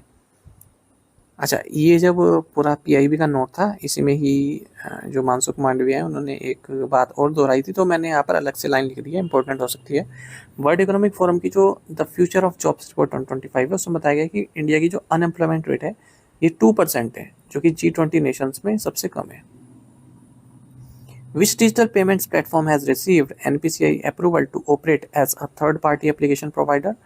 किस डिजिटल भुगतान प्लेटफॉर्म को तीसरे पक्ष के एप्लीकेशन प्रदाता के रूप में काम करने के लिए NPCI की मंजूरी मिली है? राइट आंसर ऑप्शन सी है वियोना फिनटेक। वियोना फिनटेक जो कि एक डिजिटल पेमेंट्स प्लेटफॉर्म है, इससे अप्रूवल प्राप्त हो गई है national payments corporation of India NPCI से कि थर्ड पार्टी एप्लीकेशन प्रोवाइडर के तौर पर कार्य कर सकता है। तो अब ये यूपीआई सर्विसेज प्रोवाइड कर सकता है बैंक्स के साथ मिलकर। बंधन म्यूचुअल फंड, इसे भी securities and exchange board of India की मंजूरी मिल गई है कि स्पेशलाइज्ड इन्वेस्टमेंट फंड के तौर पर कार्य कर सकता है। Jio financial services limited has partnered with which German company to form a reinsurance joint venture in India. Jio financial services limited ने भारत में पुनर्बीमा संयुक्त उद्यम बनाने के लिए किस जर्मन कंपनी के साथ साझेदारी की है? राइट आंसर ऑप्शन ए है अलायंस। जियो फाइनेंशियल सर्विसेज लिमिटेड और अलायंस ऑफ जर्मनी, इन्होंने जॉइंट वेंचर बनाया है जिसका नाम है अलायंस जियो री इंश्योरेंस लिमिटेड। तो भारत में जो री इंश्योरेंस का बिजनेस है उसको ये करने वाले हैं। 50-50 के शेयर, 50-50 के रेशो में इन दोनों कंपनीज ने ये जॉइंट वेंचर बनाया है। एक और इंश्योरेंस से न्यूज़ देख लेते हैं साथ में ही। टाटा AIA लाइफ इंश्योरेंस ने शुभ महा लाइफ नाम का एक whole life saving plan launch किया है। Which public sector bank signed an MOU with the government of Rajasthan under the Rising Rajasthan Initiative? किस सार्वजनिक क्षेत्र बैंक ने राइजिंग राजस्थान पहल के तहत राजस्थान सरकार के साथ एक समझौता ज्ञापन पर हस्ताक्षर किए? ऑप्शंस आपके सामने हैं। सही आंसर ऑप्शन डी है पंजाब नेशनल बैंक। तो public sector bank Punjab national bank ने MOU साइन किया है गवर्नमेंट ऑफ राजस्थान के साथ। इस MOU के तहत जो स्टेट गवर्नमेंट यानी कि राजस्थान गवर्नमेंट का जो राइजिंग राजस्थान इनिशिएटिव है, तो इसके तहत जो भी प्रोजेक्ट्स हैं, ठीक है, उनकी फंडिंग करेगा पंजाब नेशनल बैंक, यानी कि एक तरह की फाइनेंशियल असिस्टेंस या फिर लोन प्रोवाइड कराएगा। और इसके लिए पंजाब नेशनल बैंक 21,000 करोड़ रुपए ईयर मार्क करेगा, यानी कि अलग से निकाल के रखेगा। This agreement will provide a dedicated framework for financial eligible projects in the state and is part of PNB's mission to accelerate social economic development at the national level. PNB के managing director CEO Ashok Chandra हैं। ये question अभी पूछा गया था, एक ये जो UPSSC पैट एग्जाम हुआ है ना, तो उसमें क्वेश्चन पूछा गया था ये कि पंजाब नेशनल बैंक के MD एंड CEO कौन है। Wavex, the startup accelerator program, has partnered with which institute to launch a media tech startup incubator? Startup accelerator programme WaveX ने media tech startup incubator launch करने के लिए किस संस्थान के साथ साझेदारी की? राइट आंसर ऑप्शन सी है Indian institute of creative technologies IICT। वेवएक्स जो कि स्टार्टअप एक्सेलेरेटर प्रोग्राम है मिनिस्ट्री ऑफ इंफॉर्मेशन ब्रॉडकास्टिंग का, इसने Indian institute of creative technologies Mumbai के साथ मिलकर मीडिया टेक स्टार्टअप इंक्यूबेटर को लॉन्च किया है, जिसका मकसद है जो भी हमारे देश में जो इवॉल्विंग स्टार्टअप्स हैं उनको प्रोवाइड कराना, खासकर जो मीडिया एंटरटेनमेंट सेक्टर में है। तो ये एक स्टार्टअप इकोसिस्टम प्रोवाइड कराएगा ये इंक्यूबेटर वेवएक्स किनको? जो AVGC XR सेक्टर में कार्य करना चाहते हैं। अब AVGC XR का मतलब होता है audio visual comics gaming and extended reality. XR का मतलब एक्सटेंडेड रियलिटी। तो इनको मेंटरशिप प्रोवाइड कराएंगे, इंफ्रास्ट्रक्चर प्रोवाइड कराएंगे, एडवाइजरी प्रोवाइड कराएंगे, टेस्टिंग अपॉर्चुनिटीज प्रोवाइड कराएंगे। Which public sector company has signed a licence agreement for transfer of technology with DRDO's defence metallurgical research laboratory? किस सार्वजनिक क्षेत्र कंपनी ने DRDO की रक्षा धातु कर्म अनुसंधान प्रयोगशाला के साथ प्रौद्योगिकी हस्तांतरण के लिए एक लाइसेंस समझौते पर हस्ताक्षर किए? राइट आंसर ऑप्शन सी है Bharat heavy electricals limited. Bharat heavy electricals limited ने एक लाइसेंस एग्रीमेंट साइन किया है जिसके जरिए ट्रांसफर ऑफ टेक्नोलॉजी यानी कि टेक्नोलॉजी का ट्रांसफर किया जाएगा defence metallurgical research laboratory Hyderabad के साथ, जो कि एक DRDO की यूनिट है। तो इस एग्रीमेंट के तहत जो फ्यूज्ड सिलिका रेडार डोम्स हैं उनको मैन्युफैक्चर किया जाएगा, वो भी कोल्ड आइसोस्टैटिक प्रेसिंग के जरिए, ठीक है। इनको मिसाइल्स में यूज़ किया जाता है सेंसिटिव सेंसर्स को प्रोटेक्ट करने के लिए। How many gold medals did India win at the 16th Asian shooting championship? 16वीं एशियाई शूटिंग चैंपियनशिप में भारत ने कितने स्वर्ण पदक जीते? राइट आंसर ऑप्शन बी है 50।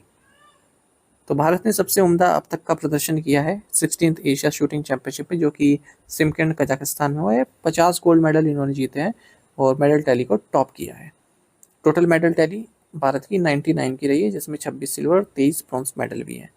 जो होस्ट नेशन रहा कजाकिस्तान, ये दूसरे नंबर पर रहा। चाइना तीसरे नंबर पर रहा है। भारत की ओर से अगर हम कुछ नाम देखें तो अंकुर मित्तल, इन्होंने काफ़ी उम्दा परफॉर्मेंस दी। नीरू डांडा और शिव कौर सामरा, ऐश्वर्या प्रताप सिंह तोमर, ये सभी गोल्ड मेडलिस्ट रहे। Japan Sumitomo Mitsui banking corporation will sell its entire 1.65% stake in which bank? Japan की सुमितोमो मित्सुई बैंकिंग कॉर्पोरेशन किस बैंक में अपनी पूरी 1.65% हिस्सेदारी बेचेगी? राइट आंसर ऑप्शन डी है कोटक महिंद्रा बैंक। जापान की जो सुमितोमो मित्सुई बैंकिंग कॉर्पोरेशन है अपने सारे स्टेक्स बेच देगी कोटक महिंद्रा बैंक में, ठीक है, ताकि कॉन्फ्लिक्ट ऑफ इंटरेस्ट ना हो सके, क्योंकि ये भी 25% स्टेक यस बैंक में हासिल किए हैं इसने, और कोटक महिंद्रा बैंक में 32.8 मिलियन शेयर्स या फिर जो इसके पूरे 1.65% स्टेक है उसको बेच देगी। Which state government signed an MOU with Tech Bharat Foundation to establish an AI Center of Excellence? किस राज्य सरकार ने AI उत्कृष्टता केंद्र स्थापित करने के लिए टेक भारत फाउंडेशन के साथ एक समझौता ज्ञापन पर हस्ताक्षर किए? राइट आंसर ऑप्शन डी है आंध्र प्रदेश। तो आंध्र प्रदेश की सरकार ने टेक भारत फाउंडेशन के साथ MOU साइन किया है जिसके जरिए AI सेंटर ऑफ एक्सीलेंस बनाया जाएगा विशाखापट्टनम में। The centre of excellence will anchor 120 day AI fellowship programme, तो 120 दिन की AI फेलोशिप प्रोग्राम यहाँ पर प्रोवाइड की जाएगी। Which international financial institution approved a 125 million US dollar loan for improving urban infrastructure in Assam? किस अंतर्राष्ट्रीय वित्तीय संस्थान ने आसाम में शहरी बुनियादी ढांचे में सुधार के लिए 125 मिलियन US डॉलर के ऋण को मंजूरी दी है? राइट आंसर ऑप्शन सी है एशियन डेवलपमेंट बैंक। तो एशियन डेवलपमेंट बैंक ने 125 मिलियन US डॉलर के लोन को अप्रूव किया है ताकि अर्बन इंफ्रास्ट्रक्चर को इम्प्रूव किया जा सके गुवाहाटी में और जो 6 डिस्ट्रिक्ट हेडक्वार्टर्स हैं उनमें, असम की बात कर रहे हैं हम। तो लगभग 3,60,000 रेजिडेंट्स को इसका फ़ायदा मिलेगा जब इंफ्रास्ट्रक्चर इंप्रूव होगा, अर्बन लिवेबिलिटी को इंप्रूव किया जाएगा।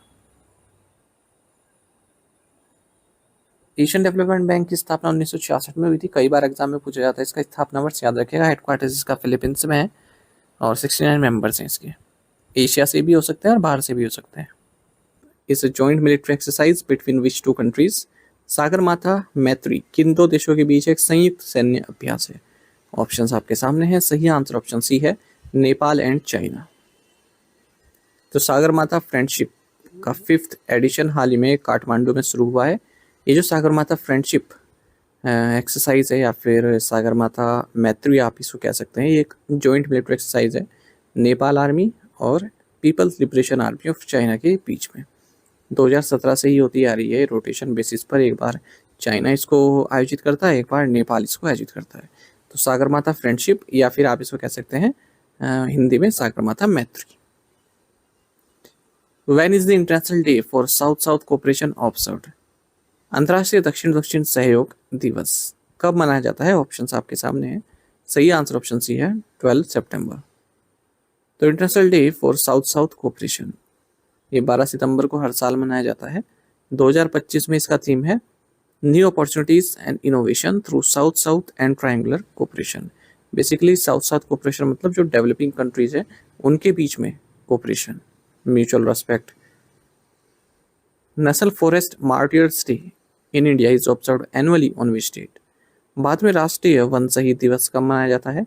ऑप्शंस आपके सामने हैं। सही आंसर ऑप्शन बी है सितंबर 11।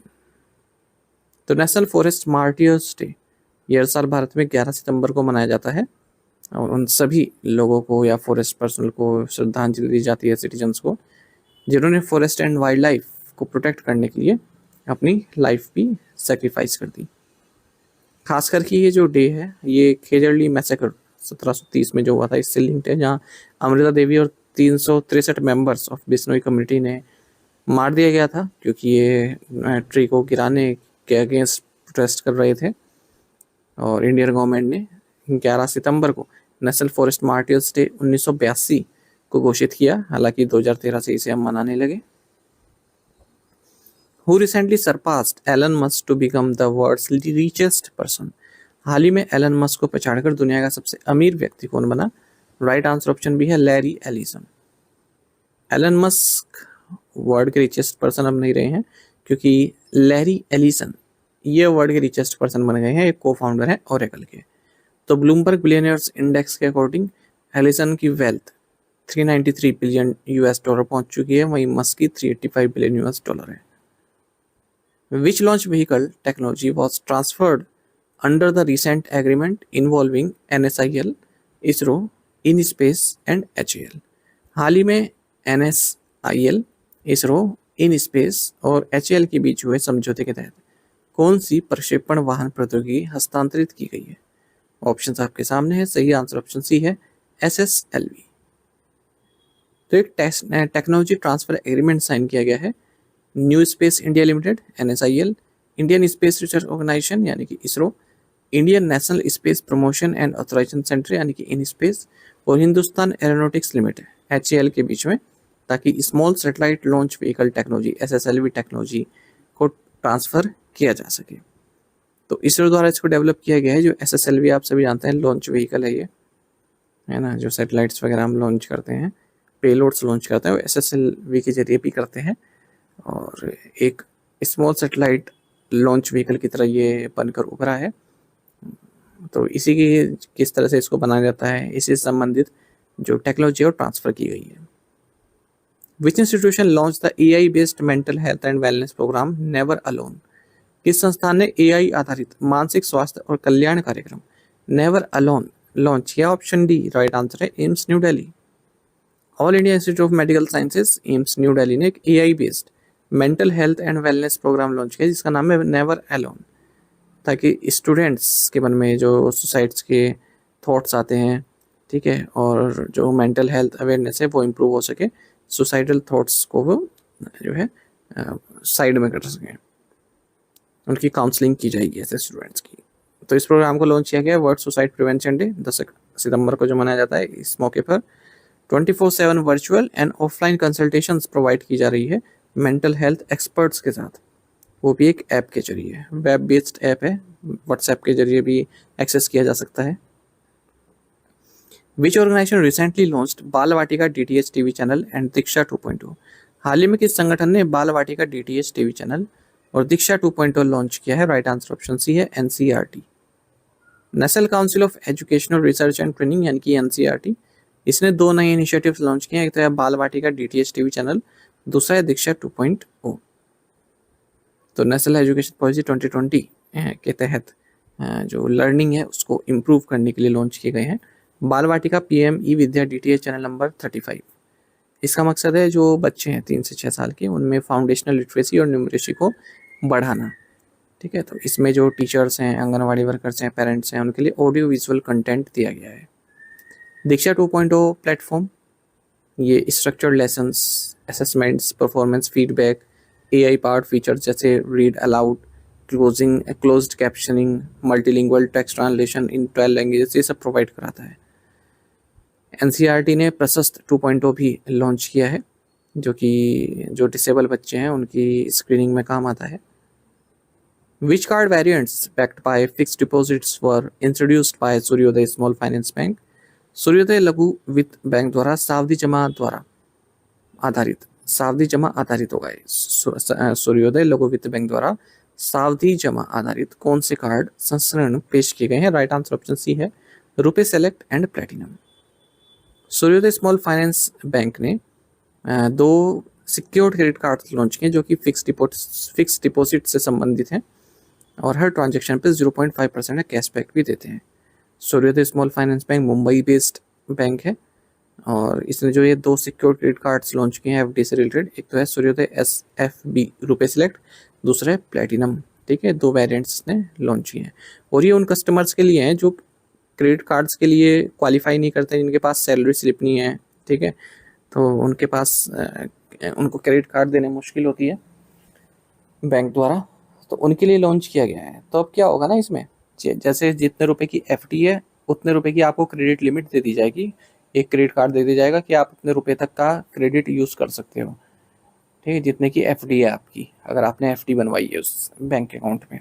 तो ऐसे सूर्योदय स्मॉल फाइनेंस बैंक है, इसमें अगर आपने मिनिमम 1000 रुपये की FD है आपके पास तो प्लेटिनम वेरिएंट आप ले सकते हैं। यदि 1,11,500 की FD है तो आप सेलेक्ट वेरिएंट को ले सकते हैं और 8.40% का इंटरेस्ट भी आपको मिलेगा अपनी उस FD पर, और जितने आपके FD में पैसे हैं उसी के समतुल्य आपको क्रेडिट की भी सुविधा दी जाएगी, आप क्रेडिट ले सकते हैं। MD एंड CEO सूर्योदय स्मॉल फाइनेंस बैंक के भास्कर बाबू रामचंद्रन है। हु लॉन्च द कपास किसान ऐप फॉर कॉटन फार्मर्स? कपास किसानों के लिए कपास किसान ऐप किसने लॉन्च किया? राइट आंसर ऑप्शन है Giriraj Singh. Union minister of textiles Giriraj Singh ने कपास किसान ऐप लॉन्च किया है ताकि फार्मर्स को मिनिमम सपोर्ट प्राइस स्कीम के तहत उचित मूल्य दिया जा सके कॉटन का। The app will empower farmers with self-registration, slot booking, and payment tracking to bring greater transparency and speed to the cotton procurement process. Which organization, along with STPI and TIE Delhi NCR, launched the Samarth Incubation Program Cohort Second? STPI और TiE Delhi NCR के साथ किस संगठन ने Samarth incubation programme cohort second launch किया है? Right answer option C है C DOT. Centre for development of telematics यानी कि सी डॉट, इसने software technology parks of India and TiE Delhi NCR के साथ मिलकर Samarth incubation programme cohort second launch किया है। और जो भी डीप टेक स्टार्टअप्स हैं उनसे एप्लीकेशन मांगी गई हैं, यदि वो AIs, UAV, cyber security, Li-Fi और ब्लॉकचेन जैसे क्षेत्रों में कुछ नया बनाना चाहते हैं, उनको ग्रांट भी दी जाएगी 5 लाख रुपए की। और रिसर्च एंड डेवलपमेंट लैब्स भी उनको प्रोवाइड की जाएगी दिल्ली एंड बेंगलुरु में। The Union Ministry of Home Affairs has extended the cut-off date for entry under Citizenship Amendment Act to which date? केंद्रीय गृह मंत्रालय ने नागरिकता संशोधन अधिनियम के तहत प्रवेश कट ऑफ तिथि को कब तक बढ़ा दिया है? राइट आंसर ऑप्शन सी है 31 दिसंबर 2024। Union ministry of home affairs ने जो कट ऑफ डेट है एंट्री की सिटीजनशिप अमेंडमेंट एक्ट सीए के तहत उसको 31 दिसंबर 2024 तक बढ़ा दिया है, जिसके जरिए जो भी प्रोसिक्यूटेड माइनॉरिटी कम्युनिटीज़ हैं, यानी कि जिन्हें दिक्कत हो रही है, जो जिन्हें परेशान किया जा रहा है अफगानिस्तान में, बांग्लादेश में, पाकिस्तान में, खासकर की माइनॉरिटी जैसे हिंदू, सिख, बुद्धिस्ट, जैन, पारसी, क्रिश्चियन, वो इंडिया में रह सकते हैं विदाउट वैलिड ट्रेवल डॉक्यूमेंट। अगर उनके पास वैलिड ट्रेवल डॉक्यूमेंट नहीं है तो भी वो रह सकते हैं। पहले कट ऑफ डेट कितनी थी? 31 दिसंबर 2014, यानी कि 2014 या इससे पहले अगर वो भारत में आए, उनके पास वैलिड ट्रैवल डॉक्यूमेंट नहीं है तो भारत में रह सकते हैं। लेकिन अब ये डेट बढ़ा दी गई है 31 दिसंबर 2024 तक। ये जो सीए एक्ट है ये पार्लियामेंट द्वारा दिसंबर 2019 में पास कर दिया गया था, फिर ये लॉ बना जब तब के प्रेसिडेंट रामनाथ कोविंद ने इसे साइन किया, ठीक है, और 11 मार्च लास्ट ईयर को ये इम्प्लीमेंट किया गया। India finished at the top of the medal tally at the 25th Commonwealth Senior Weightlifting Championship with how many total medals? Bharat 25वीं राष्ट्रमंडल सीनियर भारोत्तोलन चैंपियनशिप में कुल कितने पदकों के साथ पदक तालिका में शीर्ष पर रहा? राइट आंसर ऑप्शन डी है 13। तो भारत 13 मेडल्स के साथ मेडल टैली में टॉप पर रहा है। 4 गोल्ड, 6 सिल्वर, 3 ब्रॉन्ज जीते हैं। 25th Commonwealth senior weight lifting championship जो कि अहमदाबाद गुजरात में हुई है। अगर हम नोटेबल गोल्ड मेडलिस्ट की बात करें तो मीराबाई चानू है, इसमें ऋषिकांत सिंह है, अजीत नारायणा है, अजय बाबू वेलोरी है, और यहीं पर ही गुजरात में ही 30th Commonwealth weight lifting championship 2025 भी हुई है, ठीक है, उसी का हिस्सा था 25th कॉमनवेल्थ सीनियर चैंपियनशिप।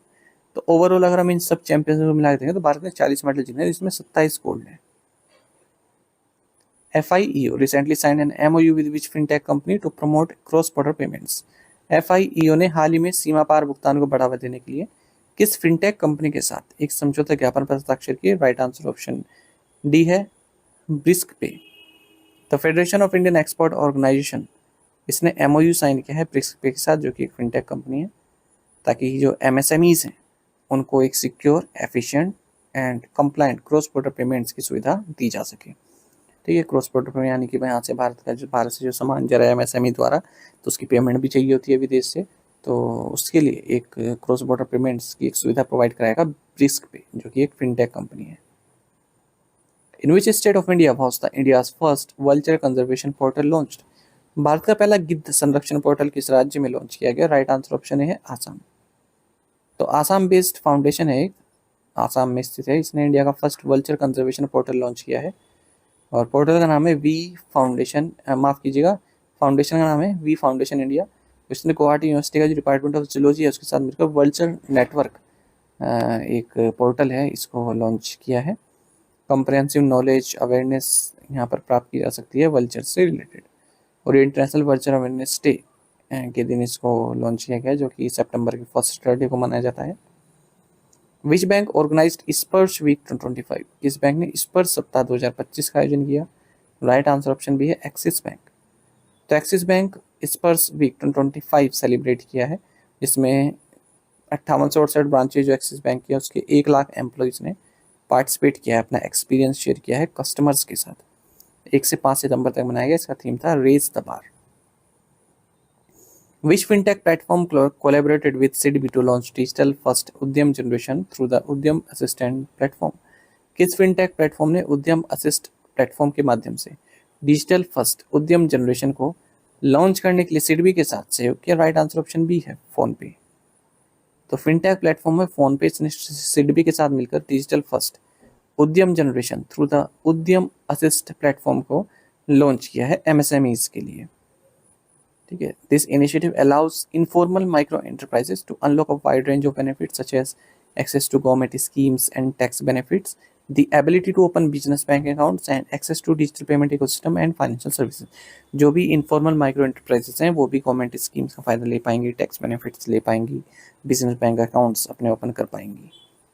उद्यम असिस्ट प्लेटफॉर्म इसको सिडबी द्वारा डेवलप किया गया है, ये आप याद रखिएगा।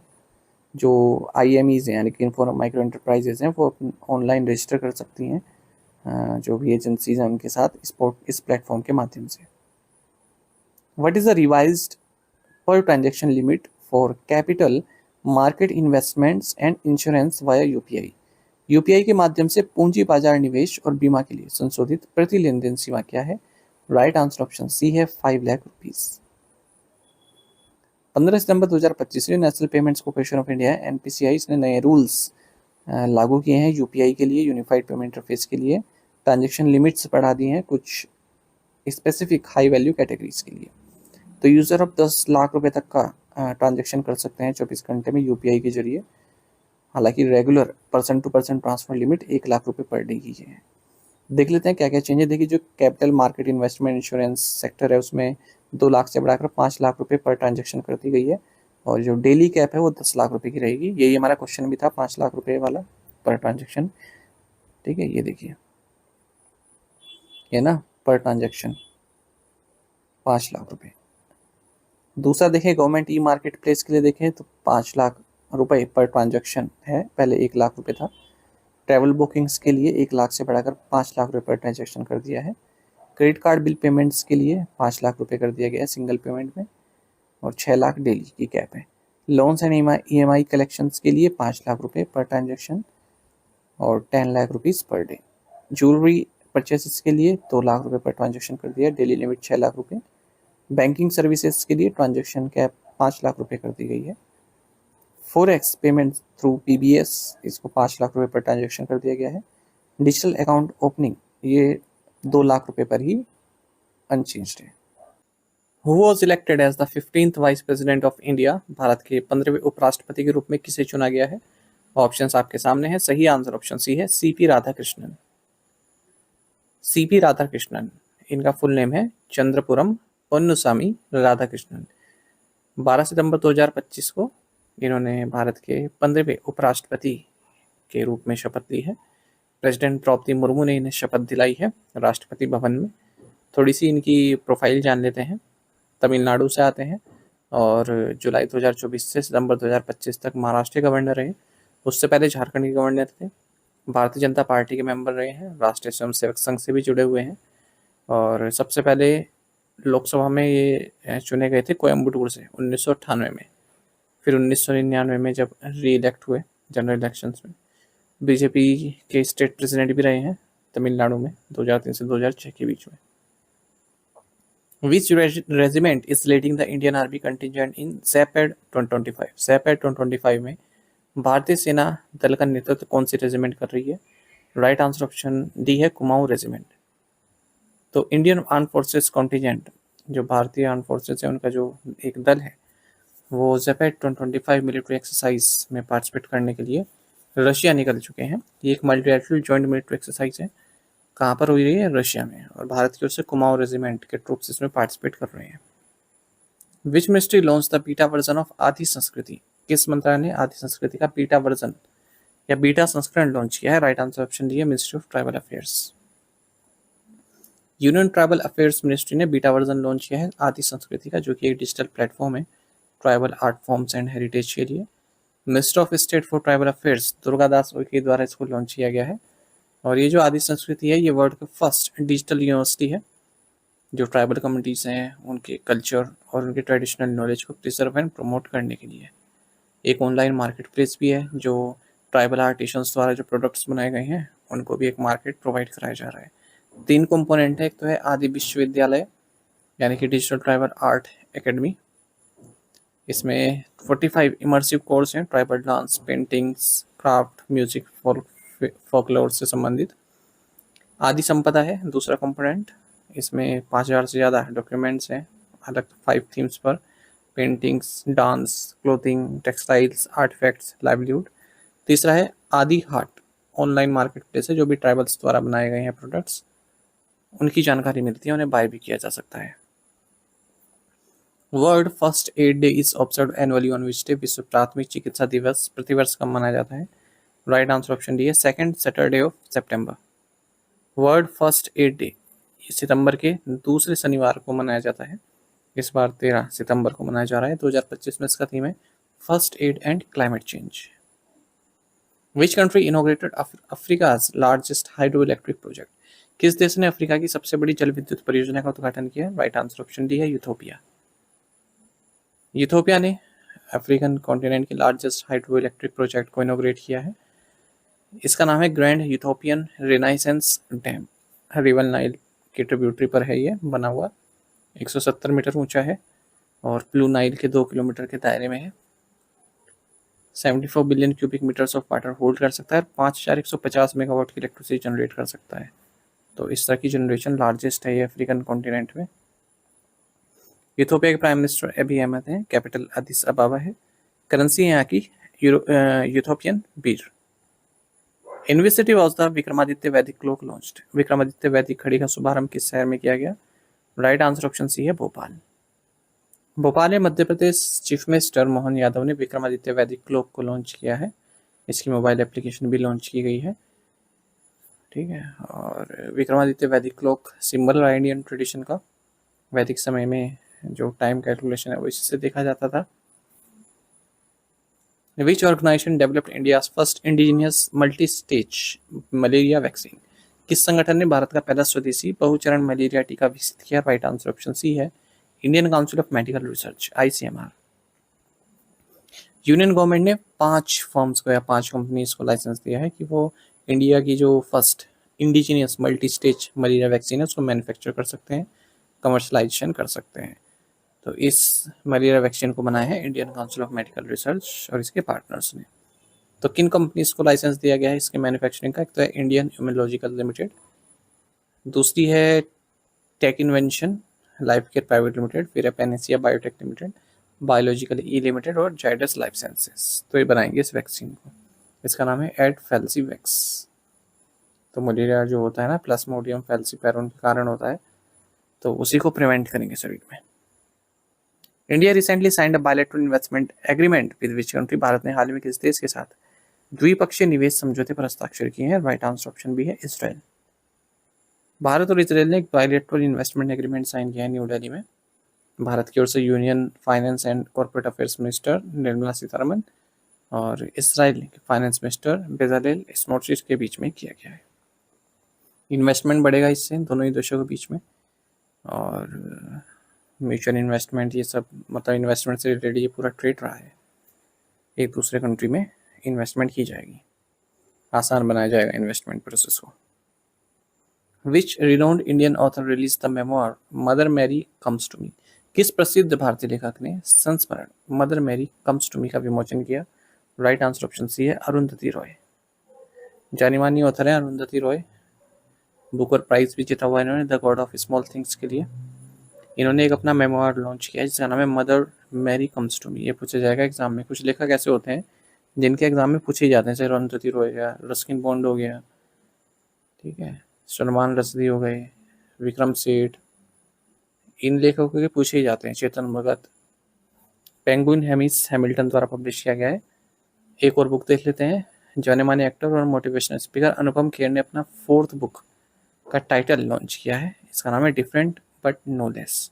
इससे पहले भी ये बुक्स लिख चुके हैं, जैसे the best thing about you is you, lessons life taught me unknowingly, your best days today, ये सब ये लिख चुके हैं। The Angikaar 2025 campaign has been launched under which scheme, Angikaar 2025 अभियान किस योजना के तहत शुरू किया गया है? ऑप्शंस आपके सामने हैं, सही आंसर ऑप्शन सी है Pradhan Mantri Awas Yojana urban 2.0। Housing and urban affairs minister Manohar Lal, इन्होंने अंगीकार 2025 कैंपेन को लॉन्च किया है प्रधानमंत्री आवास योजना अर्बन 2.0 के तहत। ये कैंपेन एक आउटरीच प्रोग्राम है, यानी कि लोगों तक अपनी बात पहुंचाने का प्रोग्राम है। जो प्रधानमंत्री आवास योजना अर्बन है, उसके इम्प्लीमेंटेशन को किस तरह से और फास्ट किया जाए उससे संबंधित है। तो पूरे देश भर में इस स्कीम से रिलेटेड अवेयरनेस फैलाई जाएगी और जो वेरिफिकेशन है एप्लीकेशंस का, उनमें तेज़ी लाई जाएगी, उन्हें एक्सपीडाइट किया जाएगा। और 1,20,00,000 हाउस सैंक्शन हुए हैं इस प्रधानमंत्री आवास योजना अर्बन 2.0 के जरिए, और जिनमें से 94 लाख पक्के घर ऑलरेडी कंप्लीट हो चुके हैं और बेनिफिशरीज को दिए जा चुके हैं। साथ ही मनोहर लाल ने unified real estate regulation and development act 2016 portal को भी लॉन्च किया है। Who has been named Time's kid of the year 2025? Time पत्रिका ने 2025 का किड ऑफ द ईयर किसे घोषित किया? राइट आंसर ऑप्शन भी है तेजस्वी मनोज। तेजस्वी मनोज 17 साल की हैं, इंडियन अमेरिकन टीनेजर हैं। इन्हें times kid of the year 2025 नामित किया गया है। इन्होंने एक इनोवेटिव प्रोजेक्ट बनाया है जिसका नाम है शील्ड सीनियर्स। तो इसका मकसद है जो सीनियर सिटीजन्स हैं उन्हें ऑनलाइन स्कैम्स और साइबर फ्रॉड से प्रोटेक्ट करना। Which international financial institution signed a 126.42 million US dollar loan agreement to promote rural development through sustainable tourism in Uttarakhand? Uttarakhand में सतत पर्यटन के माध्यम से ग्रामीण विकास को बढ़ावा देने के लिए किस अंतर्राष्ट्रीय वित्तीय संस्थान ने 126.42 मिलियन US डॉलर के ऋण समझौते पर हस्ताक्षर किए? ऑप्शंस आपके सामने है। सही आंसर ऑप्शन डी है Asian development bank. Asian development bank और यूनियन गवर्नमेंट, इन्होंने 126.42 मिलियन US डॉलर का लोन एग्रीमेंट साइन किया है ताकि उत्तराखंड के टिहरी लेक रीजन में टूरिज्म को बढ़ाया जा सके। वो किसके तरह? जो रूरल डेवलपमेंट है उसके जरिए। जब रूरल डेवलपमेंट होगा तो फिर टूरिज्म भी बढ़ेगा। The project targets the Tehri Garhwal district, one of Uttarakhand most climate vulnerable and economical disadvantage region. यहीं पर टिहरी डैम भी आपने सुना भी होगा, हाईएस्ट डैम है भारत का Tehri dam, highest concrete dam. Where was the first annual green hydrogen R&D conference held? प्रथम वार्षिक ग्रीन हाइड्रोजन अनुसंधान एवं विकास सम्मेलन कहाँ आयोजित किया गया? राइट आंसर ऑप्शन सी है न्यू दिल्ली। तो union minister of new and renewable energy Pralhad Joshi ने first annual green hydrogen R&D conference को इनोग्रेट किया है, जिसे ऑर्गेनाइज किया गया ministry of new and renewable energy द्वारा न्यू दिल्ली में। साथ ही 100 करोड़ के कॉल फॉर प्रपोजल्स भी लॉन्च किए गए हैं स्टार्टअप्स को सपोर्ट करने के लिए जो हाइड्रोजन में कुछ इनोवेशन करना चाहते हैं, हाइड्रोजन इनोवेशन प्रोजेक्ट करना चाहते हैं। तो 5 करोड़ रुपए पर प्रोजेक्ट यहाँ पर दिए जाएंगे। जो भी कोई hydrogen storage, transport, utilisation technology संबंधित कोई प्रोजेक्ट करना चाहता है। Which non resident Indian businessman from Kerala won the Camel International Award 2025 given by Arabian World Records? Kerala के किस अनिवासी भारतीय व्यवसायी ने अरेबियन वर्ल्ड रिकॉर्ड्स द्वारा दिया गया कैमल इंटरनेशनल अवार्ड 2025 जीता है? राइट आंसर ऑप्शन बी है Yunus Ahmed. Non resident Indian businessman है पलक्कड़ केरल से और इनका नाम है यूनुस अहमद। इन्होंने कैमल इंटरनेशनल अवार्ड 2025 जीता है। अरेबियन वर्ल्ड रिकॉर्ड्स द्वारा ये दिया जाता है, तो बिजनेस लीडरशिप के लिए दिया जाता है और 14 और लोगों को दिया गया है। Who has been elected as the new chairman of Association of Mutual Funds in India? Association of mutual funds in India के नए अध्यक्ष के रूप में किसे चुना गया है? राइट आंसर ऑप्शन डी है संदीप सिक्का। Association of mutual funds in India, इन्होंने नए चेयरमैन और वाइस चेयरमैन को नियुक्त किया है। तो Nippon life India asset management executive director and CEO Sandeep सिक्का इन्हें चेयरमैन बना है। वहीं विशाल कपूर जो कि सीईओ है बंधन एसेट मैनेजमेंट के, इन्हें वाइस चेयरमैन बनाया गया है। Association of mutual funds in India ने एक mutual fund voluntary retirement scheme MFVRA scheme को भी प्रपोज किया है, जिसका मकसद है voluntary employ linked retirement product provide कराना। India recently joined which global regulatory network in health care? Bharat हाल ही में स्वास्थ्य सेवा में किस वैश्विक नियामक नेटवर्क में शामिल हुआ है? राइट आंसर ऑप्शन डी है health AI global regulatory network GRN। Health AI global agency for responsible AI in health, इसने भारत को एज अ मेंबर वेलकम किया है। भारत ने health AI global regulatory network GRN को ज्वाइन किया है। GRA ग्लोबल नेटवर्क है हेल्थ रेगुलेटर्स का, जिसका मकसद है कि हेल्थ केयर में आर्टिफिशियल इंटेलिजेंस को किस तरह से कंट्रोल किया जा सके, सेफ एंड इफेक्टिव यूज उसका किया जा सके। NTPC Green Energy Limited recently signed a MOU with Wishport Authority for green hydrogen fueling station। NTPC Green Energy Limited ने हाल ही में ग्रीन हाइड्रोजन ईंधन स्टेशन के लिए किस बंदरगाह प्राधिकरण के साथ एक समझौता ज्ञापन पर हस्ताक्षर किए। राइट आंसर ऑप्शन डी है VO Chidambaranar port authority. NTPC green energy limited जो कि सब्सिडरी है NTPC लिमिटेड की, इन्होंने एक MOU साइन किया है वीओ चिदम्बरनाथ पोर्ट अथॉरिटी के साथ, तो देखो तमिलनाडु में, और इसका मकसद है जो NGEL है NTPC ग्रीन एनर्जी लिमिटेड, ये ग्रीन हाइड्रोजन फ्यूलिंग स्टेशन को स्टैब्लिश करेगा VOC पोर्ट पर। Which e-commerce firm has completed the acquisition of non-banking financial services firm Axio? किस ई-कॉमर्स फर्म ने गैर बैंकिंग वित्तीय सेवा फर्म Axio का अधिग्रहण पूरा कर लिया है? राइट आंसर ऑप्शन सी है Amazon। तो ई-कॉमर्स फर्म Amazon ने एक्वायर कर लिया है Axio को, जिसे पहले कैपिटल फ्लॉट के नाम से जाना जाता था। RBI ने इसकी मंजूरी ऑलरेडी दे दी थी। तो Amazon जो बाय नाउ पे लेटर सर्विस देता है वो Axio के जरिए ही देता है। What is the mascot name for the 11th Asian Aquatics Championship to be held in Ahmedabad? Ahmedabad में आयोजित होने वाली 11वीं एशियाई एक्वेटिक्स चैंपियनशिप का शुभांकर क्या है? राइट आंसर ऑप्शन बी है जलवीर। देख रहे हैं आप जलवीर, शेर की तरह, लायन की तरह। देखिए minister of youth affairs and sports Mansukh Mandaviya, इन्होंने मास्कोट जलवीर लॉन्च किया है 11th एशियन एक्वेटिक्स चैंपियनशिप जो कि अहमदाबाद में होगी, और ये मास्कोट एशियाटिक लायन को रिप्रेजेंट कर रहा है। वीर सावरकर स्पोर्ट्स कॉम्प्लेक्स अहमदाबाद में होगी चैंपियनशिप। साथ ही हमें टेलीग्राम पर जरूर ज्वाइन कीजिए, करंट अफेयर्स फंडा नाम से हमारा टेलीग्राम चैनल है। और आपको बता दें जो SBI PO का एग्ज़ाम हुआ है उसमें जो भी जनरल अवेयरनेस से क्वेश्चंस पूछे गए हैं उसकी वीडियो अपलोड कर दी गई है, उसे आप देख सकते हैं। ठीक है, थैंक यू गाइस।